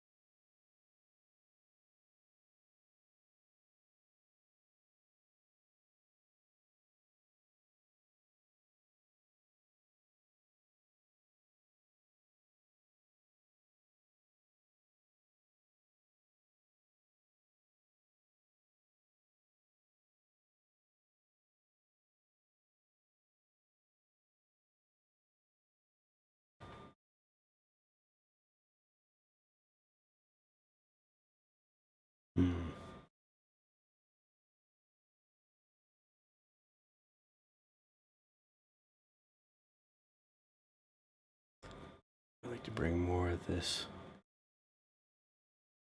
that light value in here. Kind of fade that down.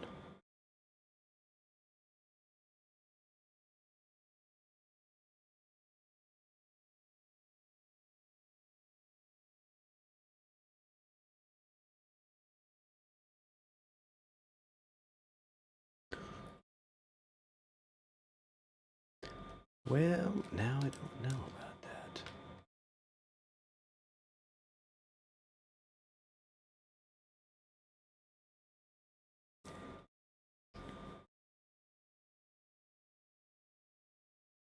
This spot right here, that's really bright hot right there. So I'm gonna bring that down a little bit with kind of a blue-gray. That way it's not competing as much for our attention with this figure, child figure here.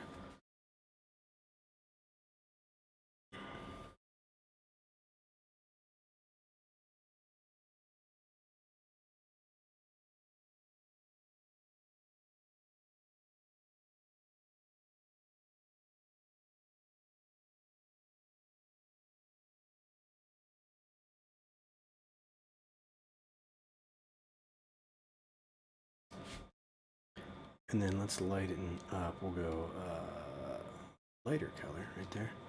We've grabbed kind of that blue in the background. I'll lighten those up. And that should push all of that farther back. Might even go just a little bit brighter.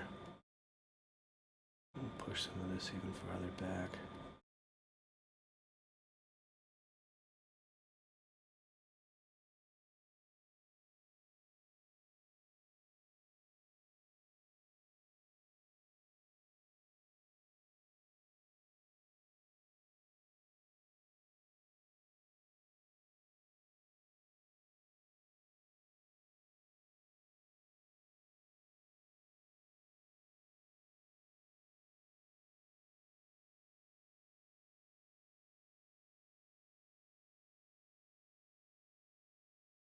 I wonder if we shouldn't just push that waterfall up a little higher.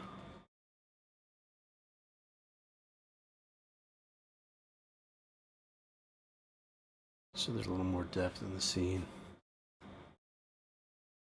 And then maybe we can do another layer here. Add a little more atmosphere there.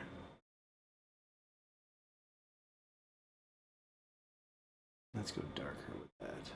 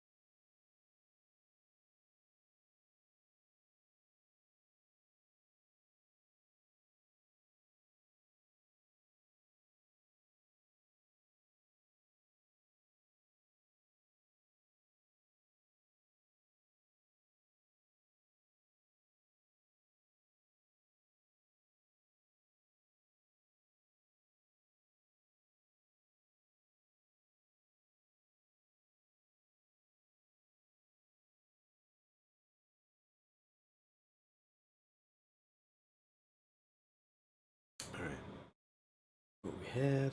Much more graphic. And then this is much more subdued. It is, however, like fatter, something like wider. Doesn't have this as slim profile there. So again, let's go with the blend if. So let's go push this up until it starts to bring back some of the profile that we had in there before. Something like that. Yeah, go with that.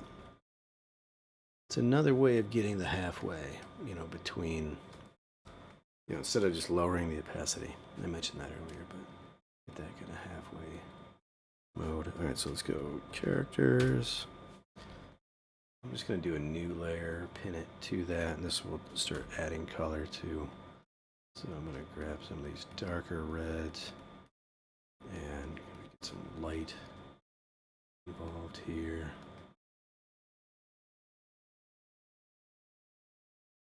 As is always the case, I haven't really quite established where our light source is.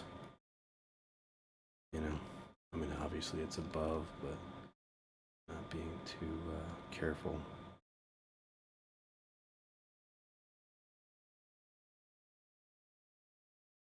To have it mapped out.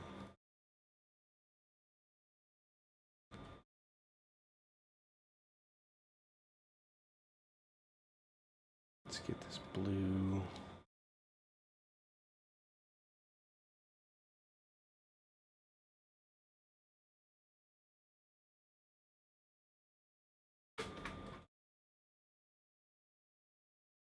That's a little too wild.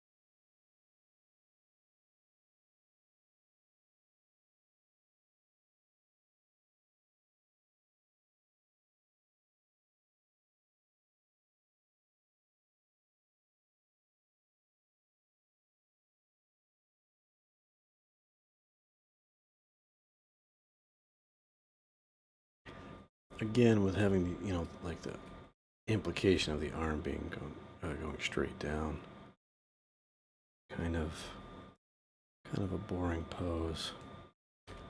And I think to some degree I kind of want to leave this a little bit ambiguous, so that it's not. You just get more of the gesture of what's going on rather than something that's explicitly stating, this is what you're seeing.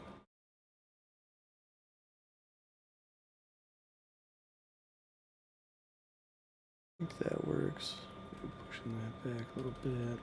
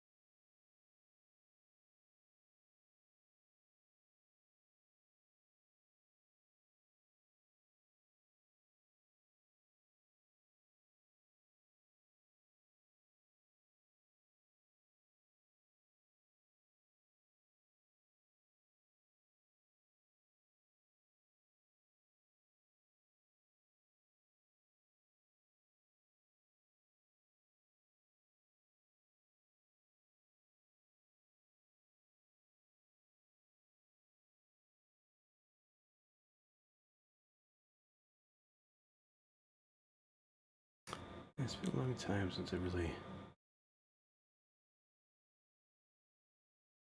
painted any kind of portraiture.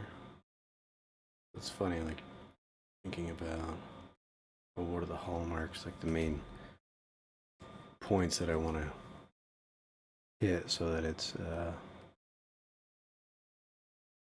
so the gesture is clear.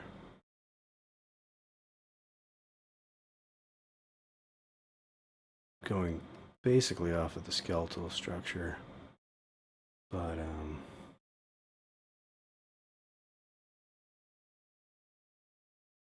I feel like there are better landmarks to go off of. I'm just kind of spacing out on it right now. Keep in practice, you know.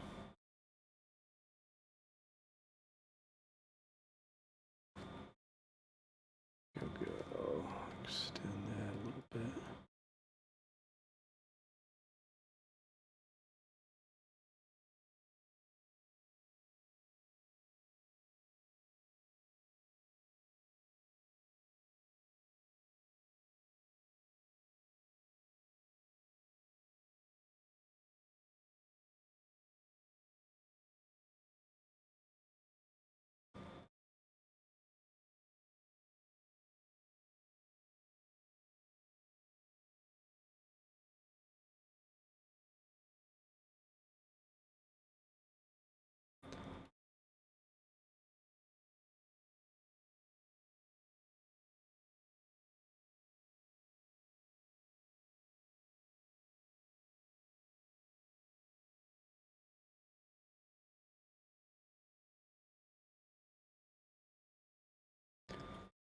Do we want the cutoffs, or do we want the sleeve?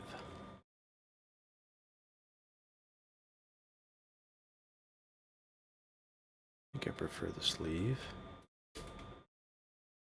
I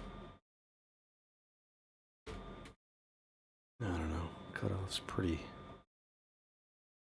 Again, you know, talking about what makes something look kind of iconified versus implied. You know, I feel like this is much more.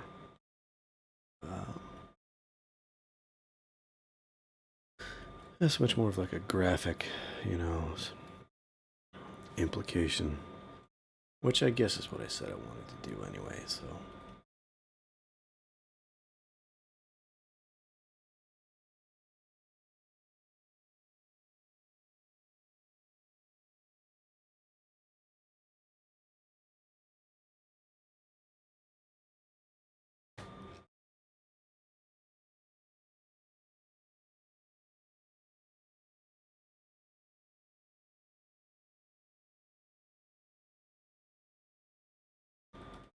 And then maybe this character gets a little reflection too.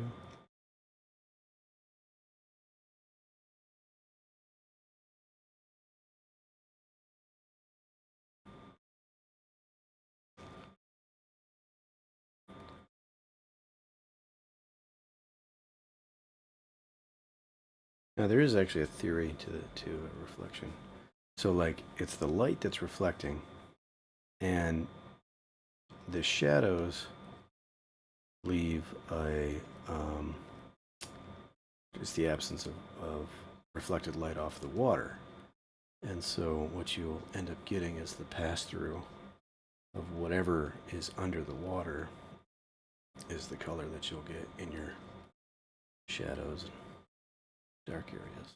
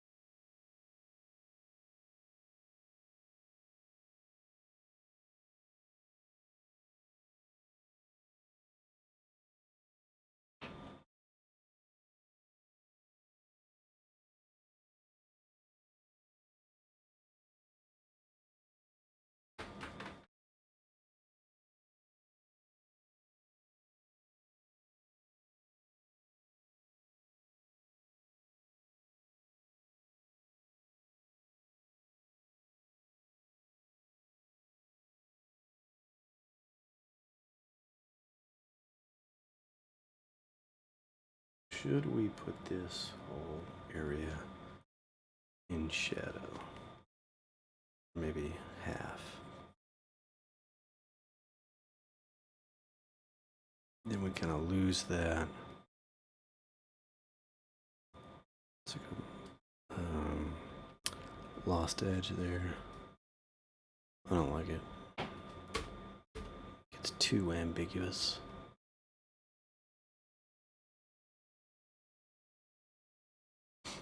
All right, let's do a overlay as we do. Bring in some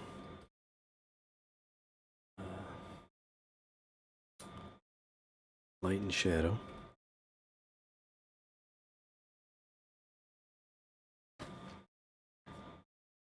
So if we're really highlighting this character, we want to highlight this character a little more here.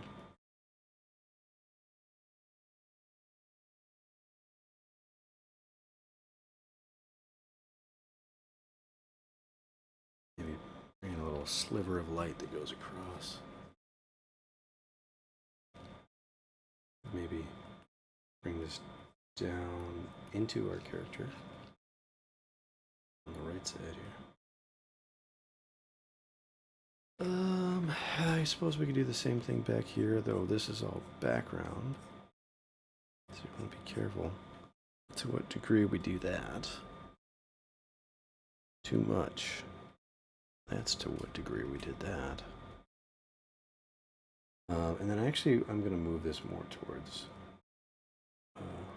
red, salmon-y.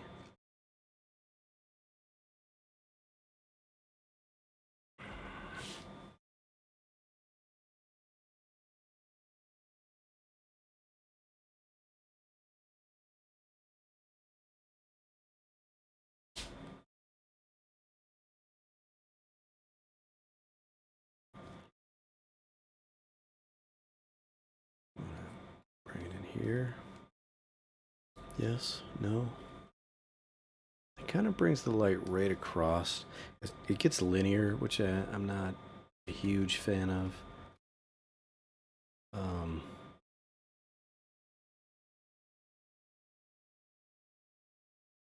That might work a little better.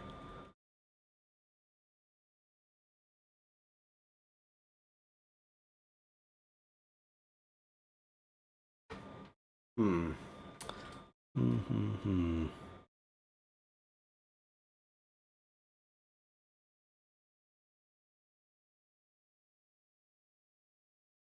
You can see we can have a lot of fun figuring out how we want this to work. So I'm thinking shadow here.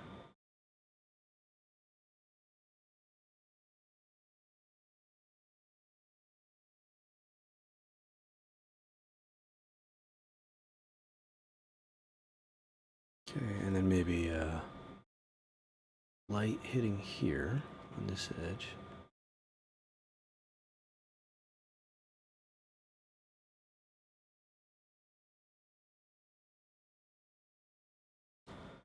And then maybe we extend this shadow here.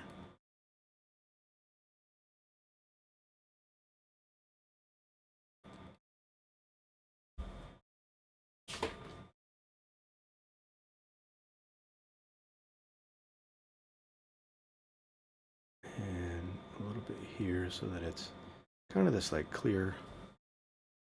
Well, do we want this to be a cutoff like it's an undercut? Or do we want it to be a cast shadow?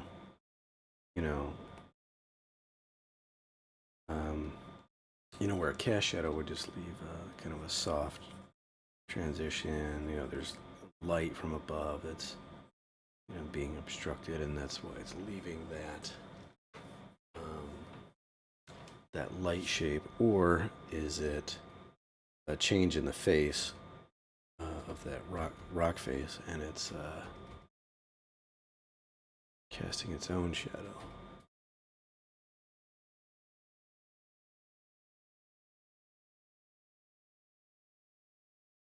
we'll just keep playing with it. But right now we are looking at leading the eye around this scene. So, kind of jumping back and forth. We get a lot of options.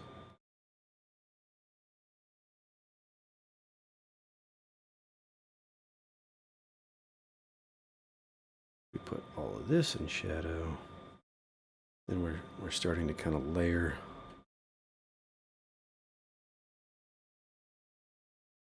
and have this kind of lead the eye around as its own kind of element, right?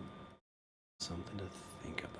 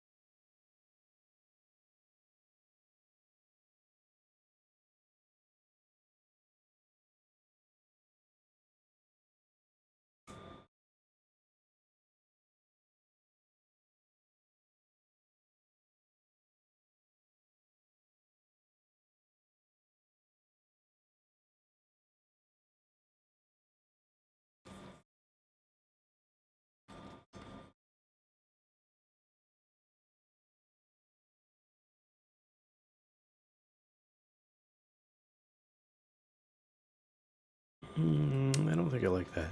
I think it kind of worked down here, just maybe not to that extent.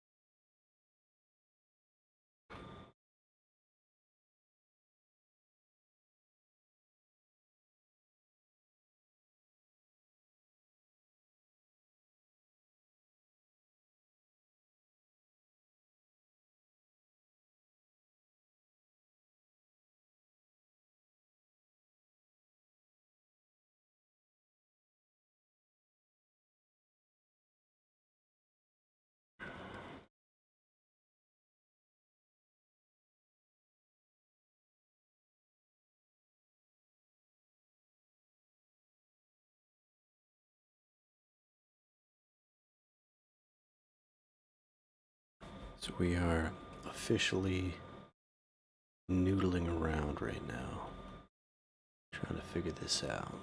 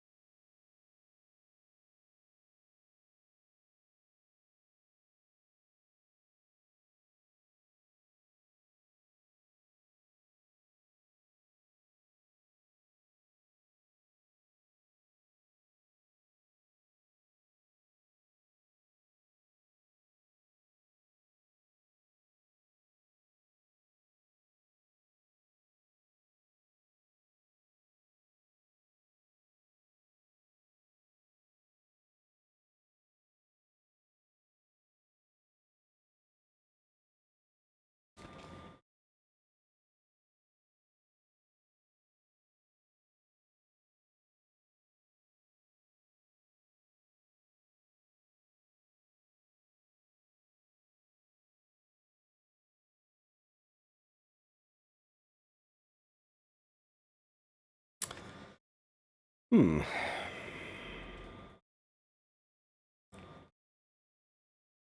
right, let's see what this is doing. It's definitely changing the scene quite a bit.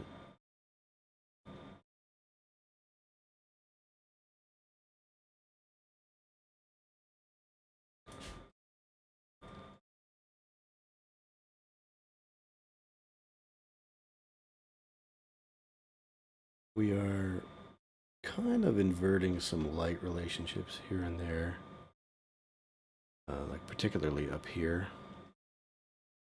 where this is light, and then that, I mean, this is all kind of flat, and then this really starts to push those different directions. And I think the flatness is kind of nice for a background. So that I'm not too keen on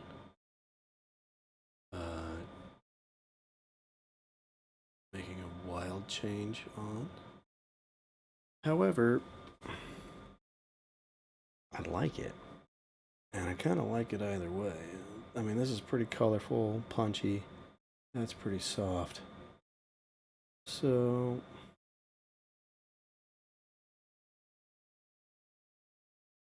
I say let's go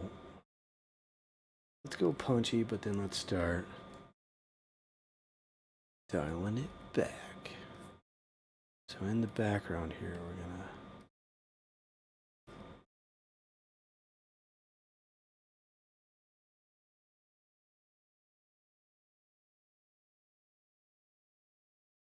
yeah, that's fine, I think.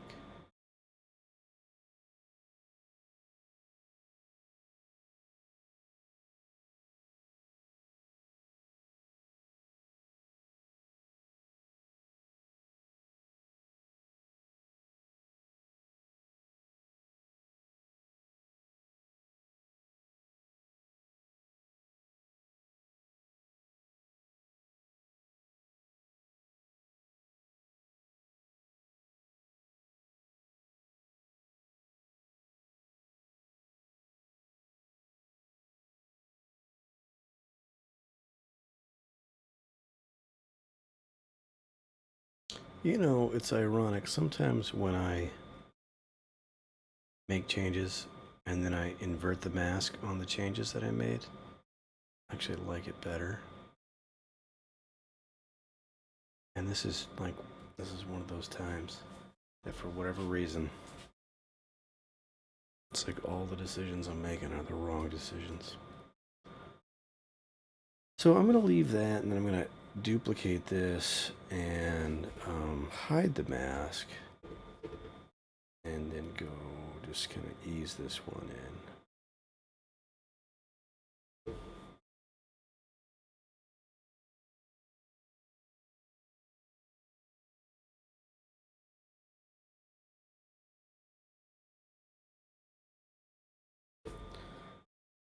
Okay, I think I need to leave some space for the atmosphere.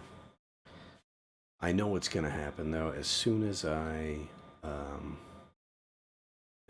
do like the color balancing curves, it's all gonna go crazy again.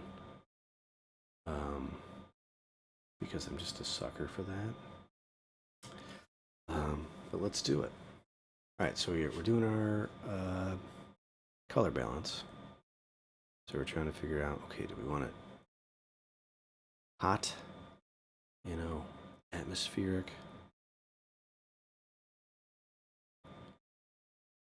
I kind of like that greenish midtone that I don't think I use it that often, so it's kind of a breath of fresh air.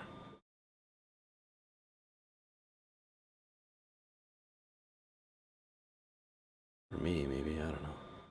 I tend to go for deep blues and purples in the midtone. I do like that, really pumping up that highlight to a rich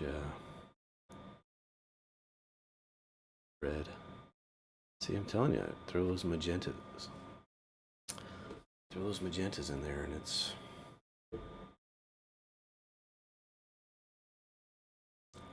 I always like it. It makes it punchy. Excuse me.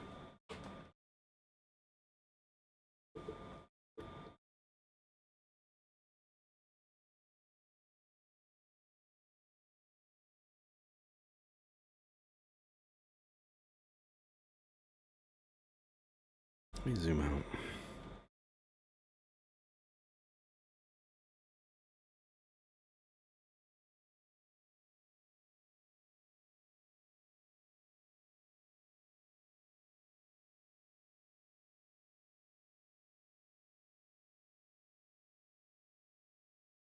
Yeah, those greens. I like it. I like the greens in there. Not gonna lie.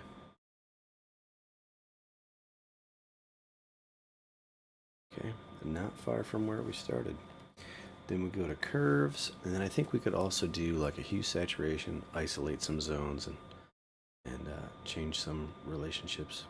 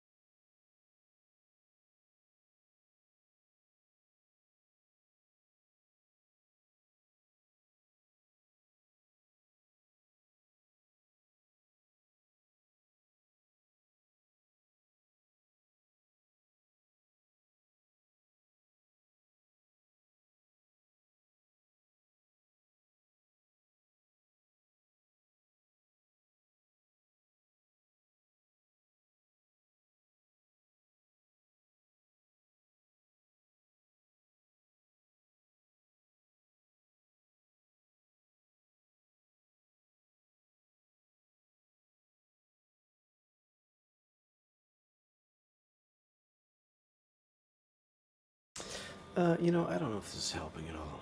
That curves. I'm trying to flatten this out a little bit here. But all in all, I don't think it's that helpful. We'll see if it's helpful when we get to hue saturation. So I'm going to drop the saturation.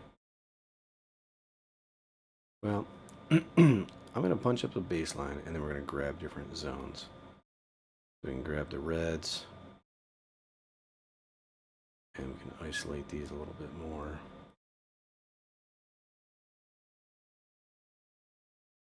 Like right in there. Usually I pump it all the way up so that I can see, because it's exactly what region I'm working with.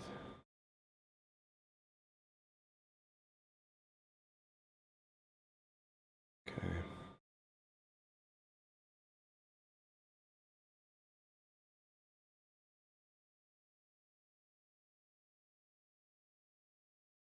So we could totally remove the red from the rocks. Of course, we need to mask out our characters.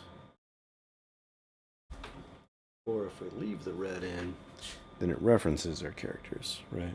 So they, these two, and then you kind of see it in the rocks as well. Okay, the other thing I was thinking was to take the yellows and push those down. Again, I like the yellow here, but the yellow up here is probably too strong. All right, so I'm going to just crank that up. And we're going to see if we can dial this in to get just that in one region.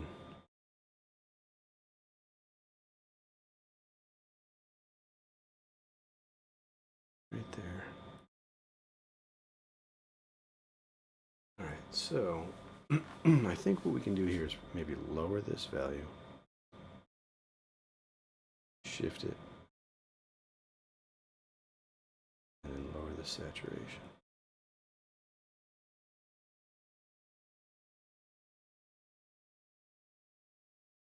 I think that's what we need to do.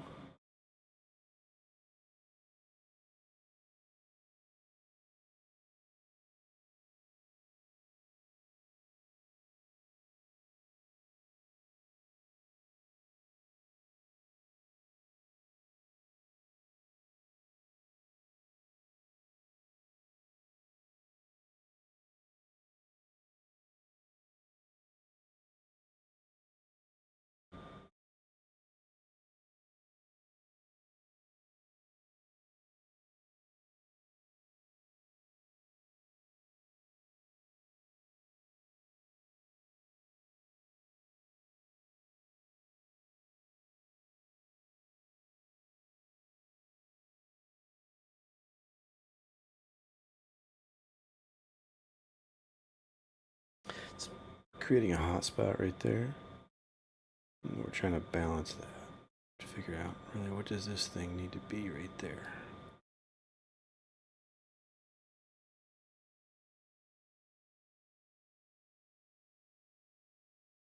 We could go all the way over.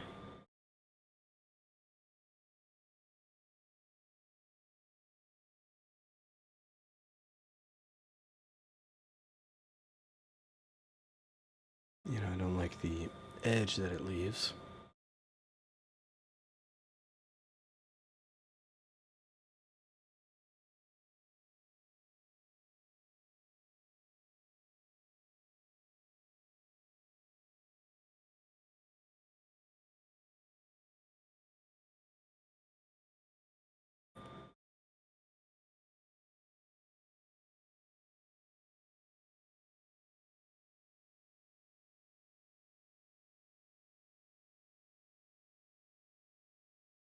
Now we're just amping it up. See, this is the part, I'll admit, it's probably not very fun to watch. But if I'm being honest with you, this is the part that you can make huge decisions, and or even subtle ones, and they affect the image. I think here on our, yeah, like that. I think what I would like to see with this, so like on this one, I think I'd like to see this blue contrasted against that yellow. So instead of just like a glow around the character, it's like a contrasty yellow on blue.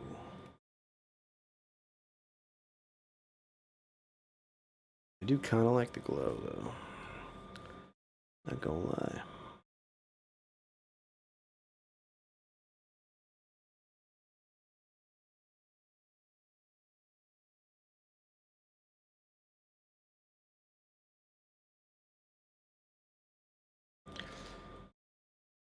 And I am thinking it might be nice to put some greens in here. So let's just do it. We'll go with, I don't know, this dot show through. I think that's got a nice twist to it when you apply pressure. Let's go with a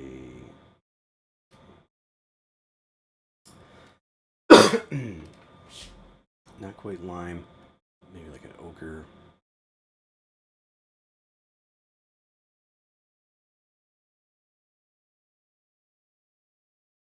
I think a little darker and richer is what I'm going for.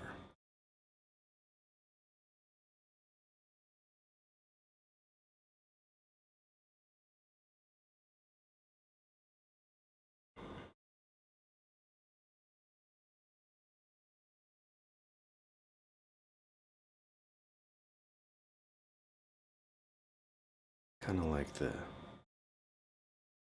slime on the rocks is kind of what I'm going for. That slick stuff, but it's going to add a nice I think life to the image. You know, desaturate that just a little bit for that background so that it's, you know, pushing it back in space.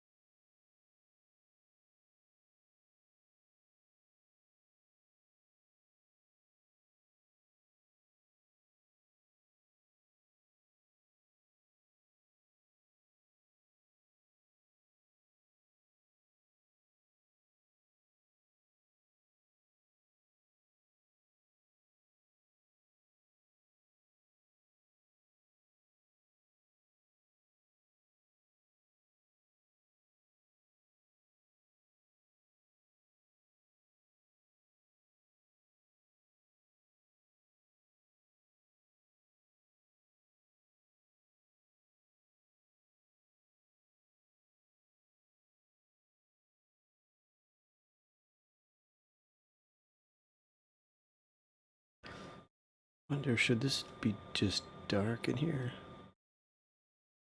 It feels like there should be this connection between one side and the other, and that it should be should knock out that light value.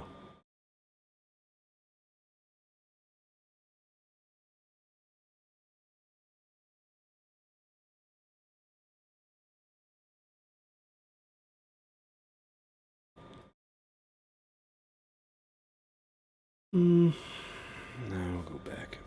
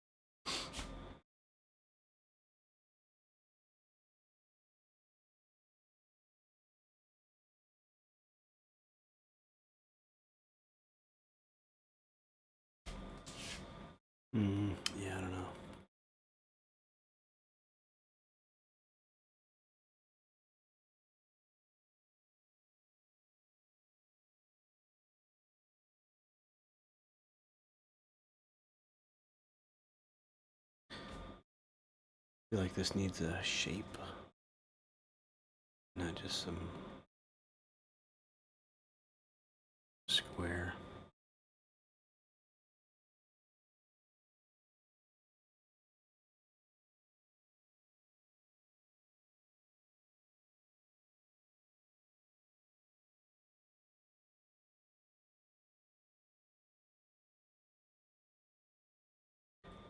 And it probably just needs to be lighter.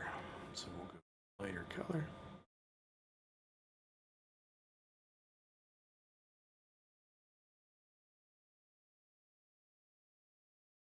There we go.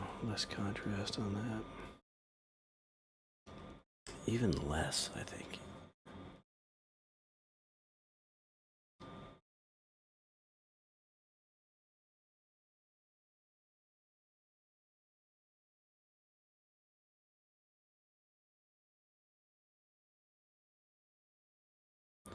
All right, so then let's see what our our hue saturation here is doing. Kind of tempted to go halfway on that one. I like what some of the yellows are doing in the original, but I like what some of the red is doing in the change. We could, of course, go in and just manually edit the yellow channel, and we might be better off doing that. All right, I'm going to do another layer here for this one. I'm interested in those greens and how we can maybe push those a little bit more.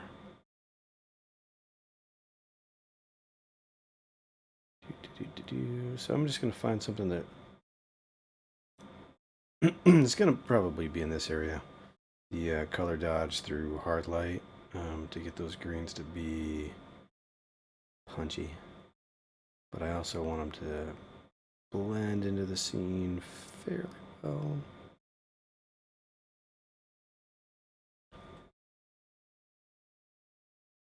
It's too bright there on the left side, I guess, unless we go all the way with it. Let's see, what do we get with hard light?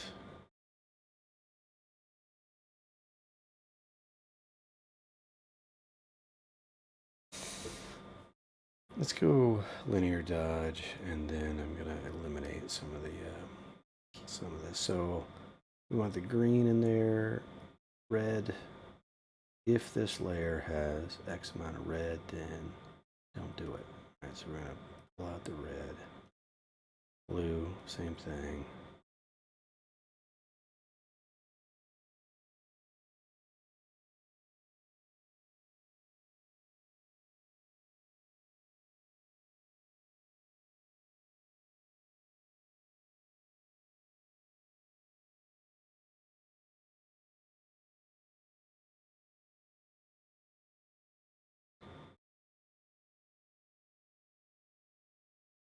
All right, so then we've just isolated the green.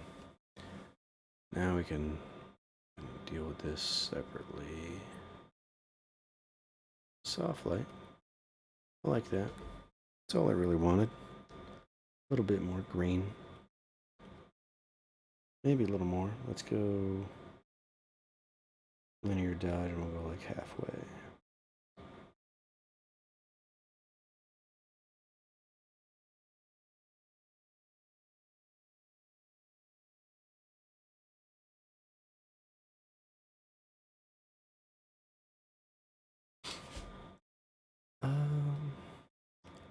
This hue saturation thing, that's not working. I think we gotta make a commitment one way or the other. Let's go back into that yellow channel, aka reds too.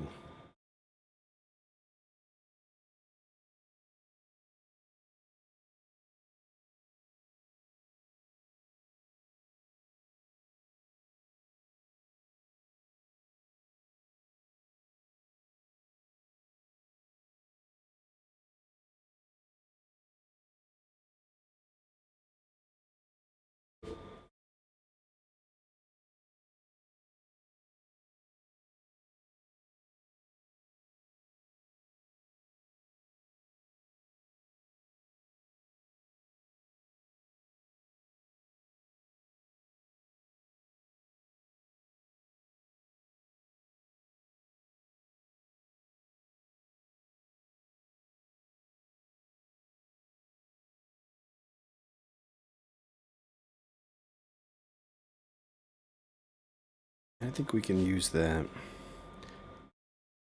to reference little dude down here. I think I want to pump up the oranges on him though. So let's go flathead. Got an overlay layer. I'm just throw this on top of everything. I'm going to grab the reddish orange color and then we're just going to throw that on there. And let's see, hide it back.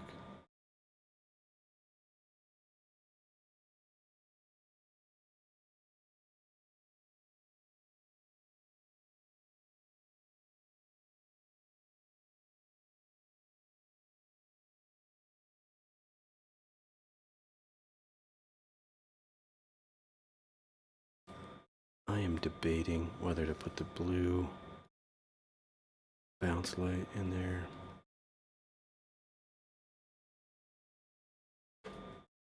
I don't know. It's not quite as clean.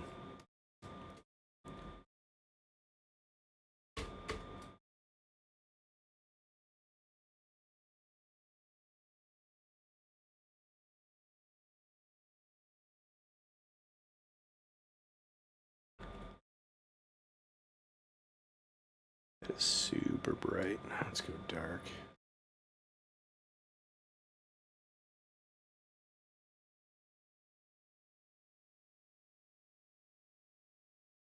And maybe again with getting a cleaner delineation. I know this is going heavy with this, but let's just see what it does.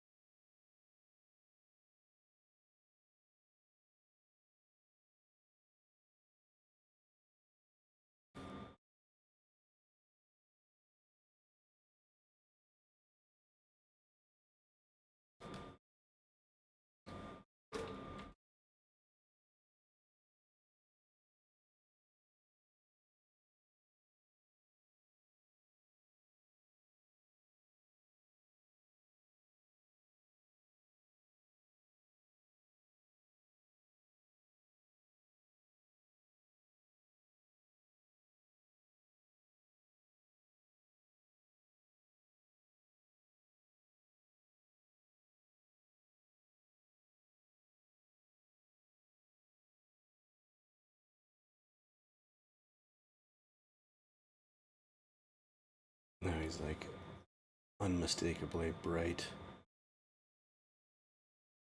Not sure if I like that. I'm going to soften it up a little bit around him. I do like the orange on him. Okay.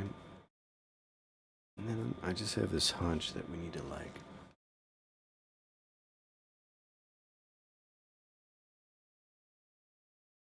bring in some grays and delineate some of these edges here. I don't know why. Just, it's in my heart to do it.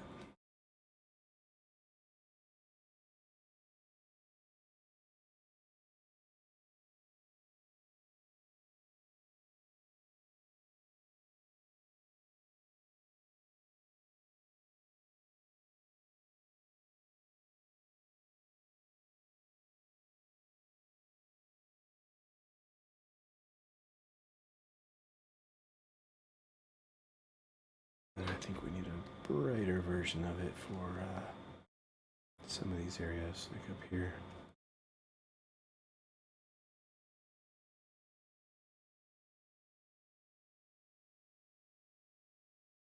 That's too bright.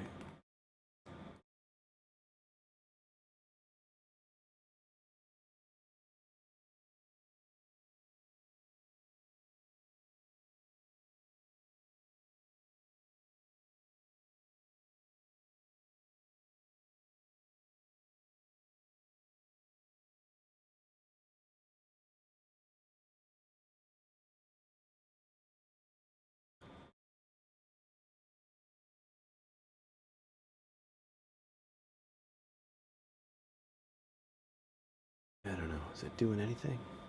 I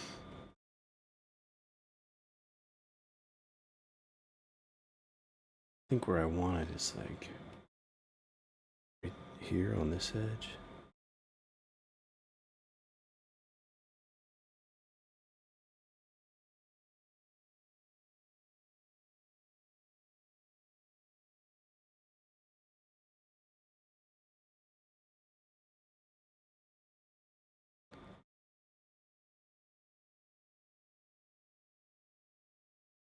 It's a really kind of graphic choice. But,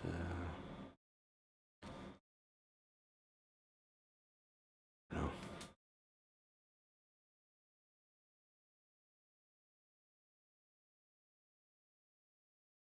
What if we throw another little waterfall in there?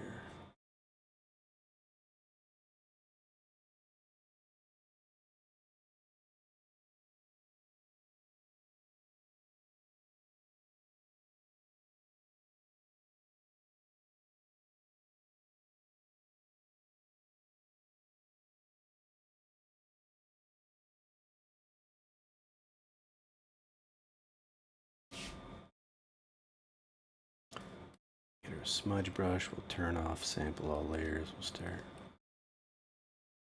jumping this stuff around.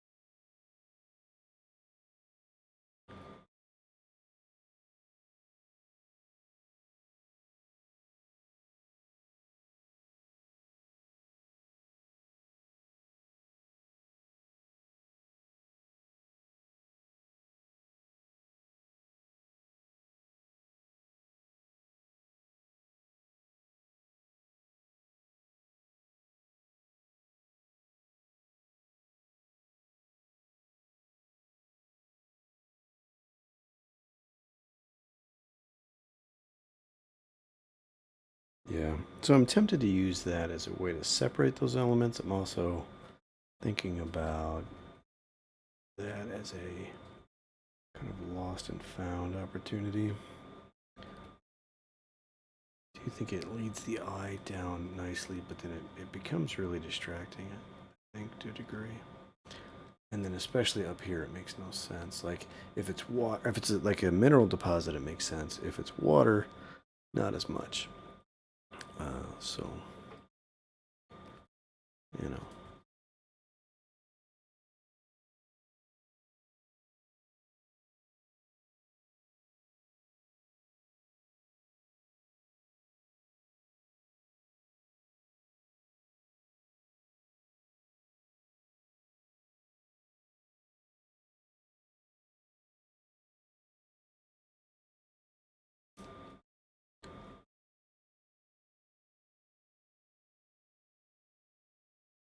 Okay, I'm gonna do one more overlay, go with a darker color into those yellow greens. I'm gonna push this all in down there.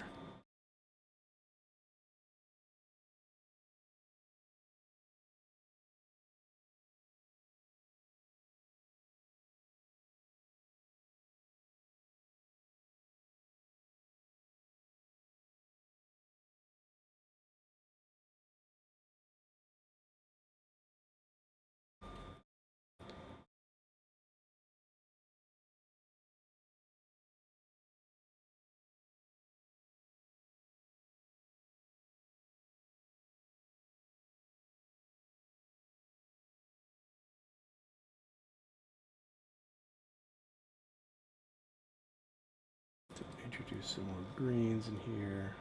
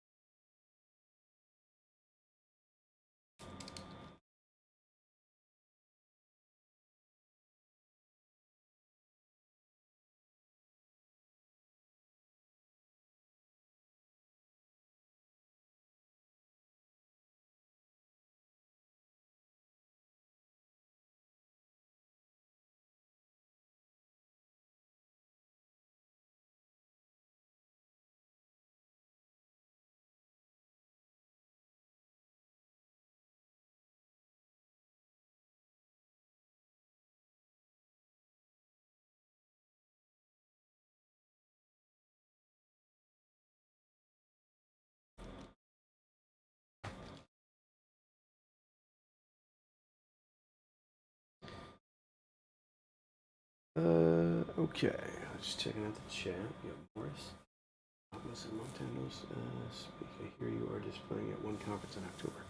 Yeah, that's right, Morris. I'll be at Lightbox in Pasadena. That is the end of October. Are you planning to come out? That would be awesome. We need to finally meet up. I've got a couple people out there on the West Coast that would be great to see at the event. I will go if you were attending.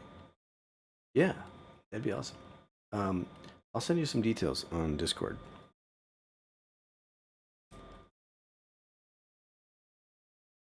That would be so. It's the end of October. I'm spacing on the dates. I don't want to say something that's incorrect, especially since this is recorded. But yeah, I should be out there for the whole thing. It should be 3 days. I'll have to see what I can do as far as whether or not I'll be out any longer than that to to accommodate like catching up with people outside of the show. But I think generally I'm going to try to keep it all to the convention, just to that weekend. Yeah, I'll send you the details.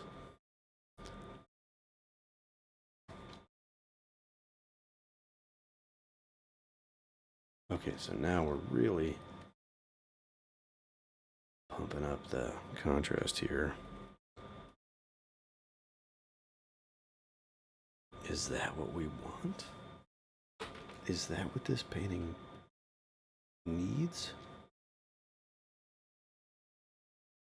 It certainly didn't ask for it.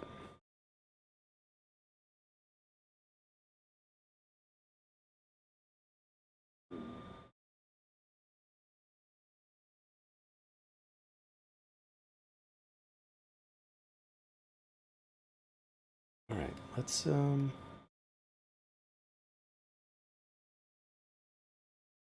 figure this out.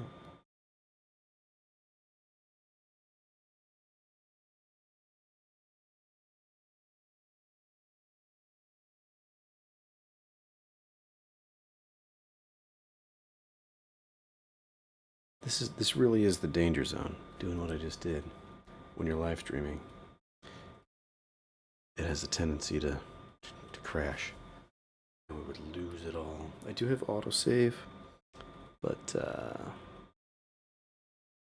you know, it is what it is. All right, I think I'm going to stop this one here. I think there are little things that could make a difference. You know, like just looking down here, the way that the character interacts with the floor plane here. You know, this could be adjusted so that it feels maybe a little more natural. Just a little bit of overlap.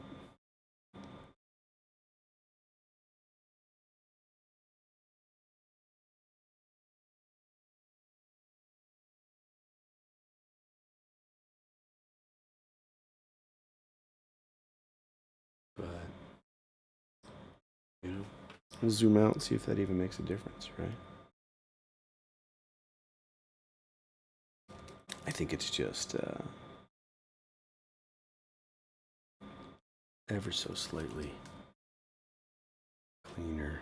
The other one has a very strong mark, you know, that draws you along that line, which is fine.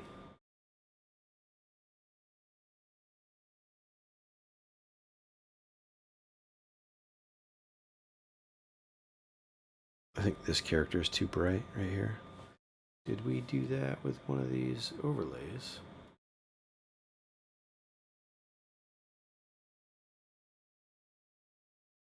That's the foliage.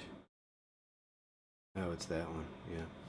So I'm just gonna mask that out a little bit there.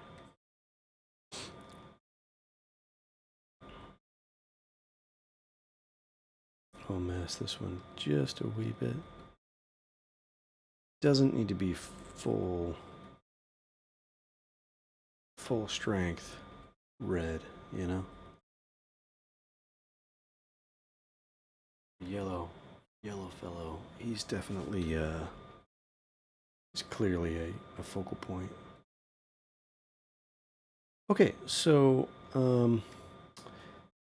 there's the image. I think if we were to go back and clean some edges up, it would go a long way. It would certainly change the style. But even just, you know, it's like doing a new layer. We could either do like sample all layers with a smudge brush and then like, you know, bring these in so that it get all these really clean edges here. You know, so you don't lose the edge between this foreground element and the background, or the midground in this case. It gets a little soft, especially with the method for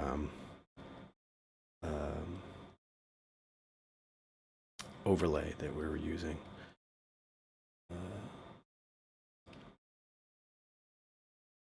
That being said, you know, it's a choice. It's a style choice. So if we want hard edges, we would have to come back and clean all this up. If we don't care, then, you know, it just... Okay, I shouldn't say if we don't care. That might be part of the motivation. I just don't care. But if we think that it's working and that it just does not matter that it be clean, then we just leave it as it is. But see, we're doing this on a separate layer, so we can make that determination later if we want to.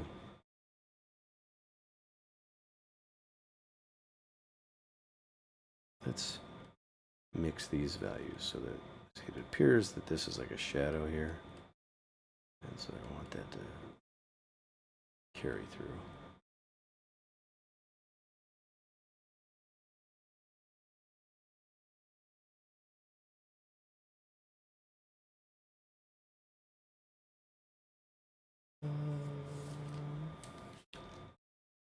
Let's see, carry that shadow through.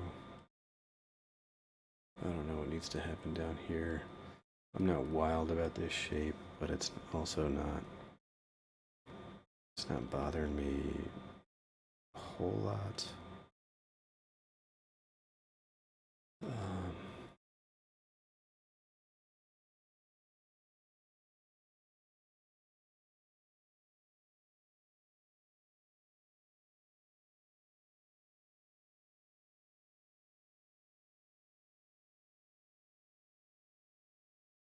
I don't know if any of that needs to happen. You know what I'm doing here with these, pushing all that stuff up.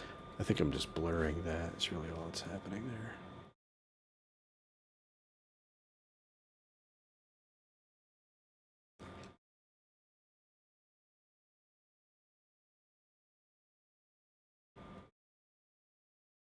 there.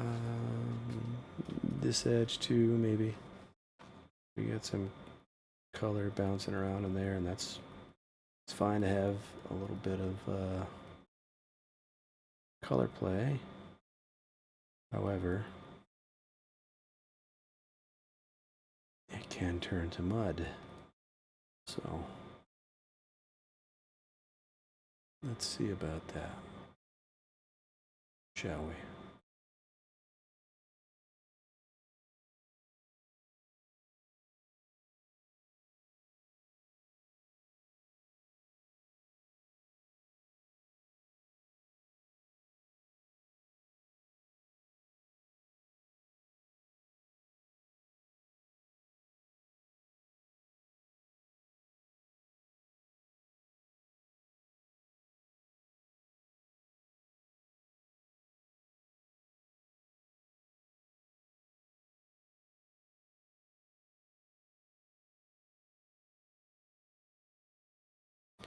Okay, so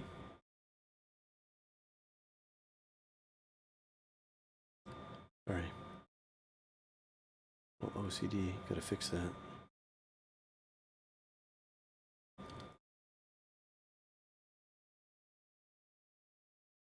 So we jump back and forth here. Here's our one mess that we replace for another. I think there are some things working up here that, you know, it gets kind of blurry. I will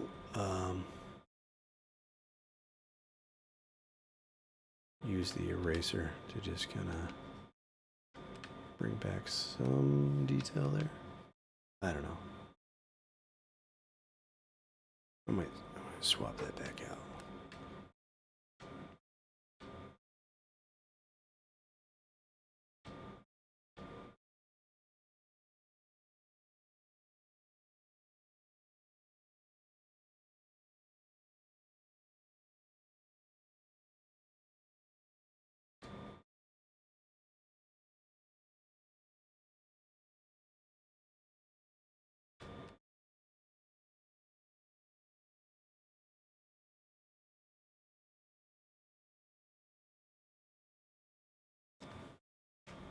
Okay.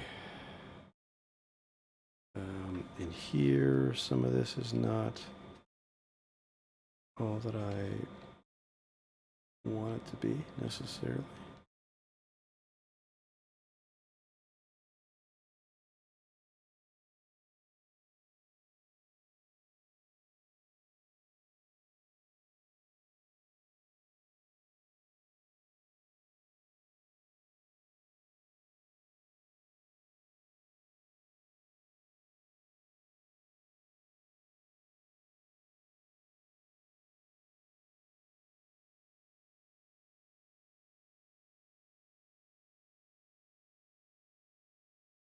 I'm just coming through and I'm masking some of these. That's all that's really going on here.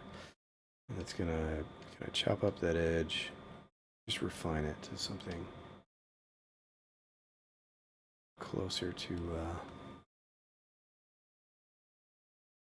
a nice painted feel. Okay, so now I think I can zoom out and make a determination.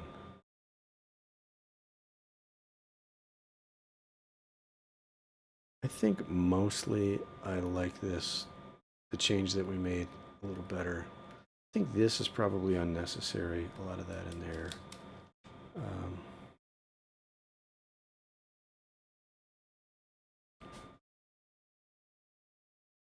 Though when I look at it from a distance, I do prefer that.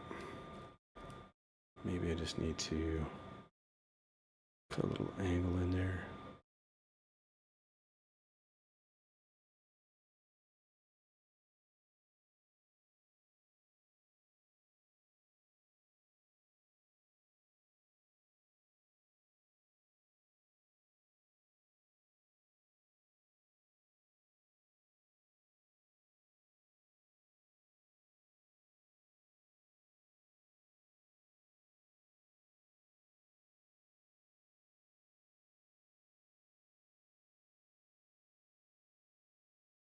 Hmm.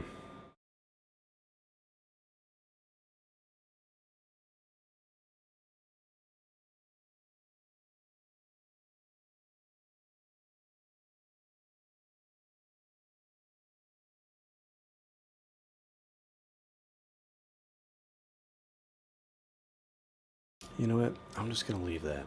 I'm fiddling too much. Just him to be done. Call it good. All right, so I'm gonna bring the reference over. This was the reference. Much smoother, color transitions, which would be good, I think, to go for that sometime as an exercise. But we adapted it to something a little more narrative driven. And I don't think there's anything wrong with that. Okay.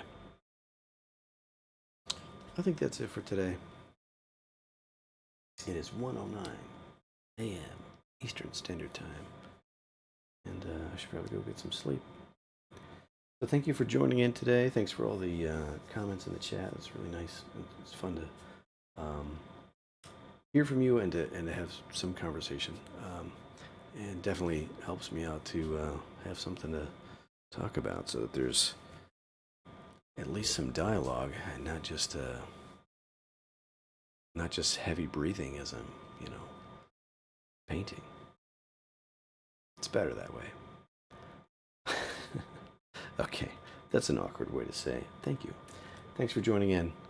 I'll be back. Should be back next week. The time is always fluctuating, but it's around 9 to 10 p.m. Eastern Standard Time. And yeah. All right. That's it. Take care.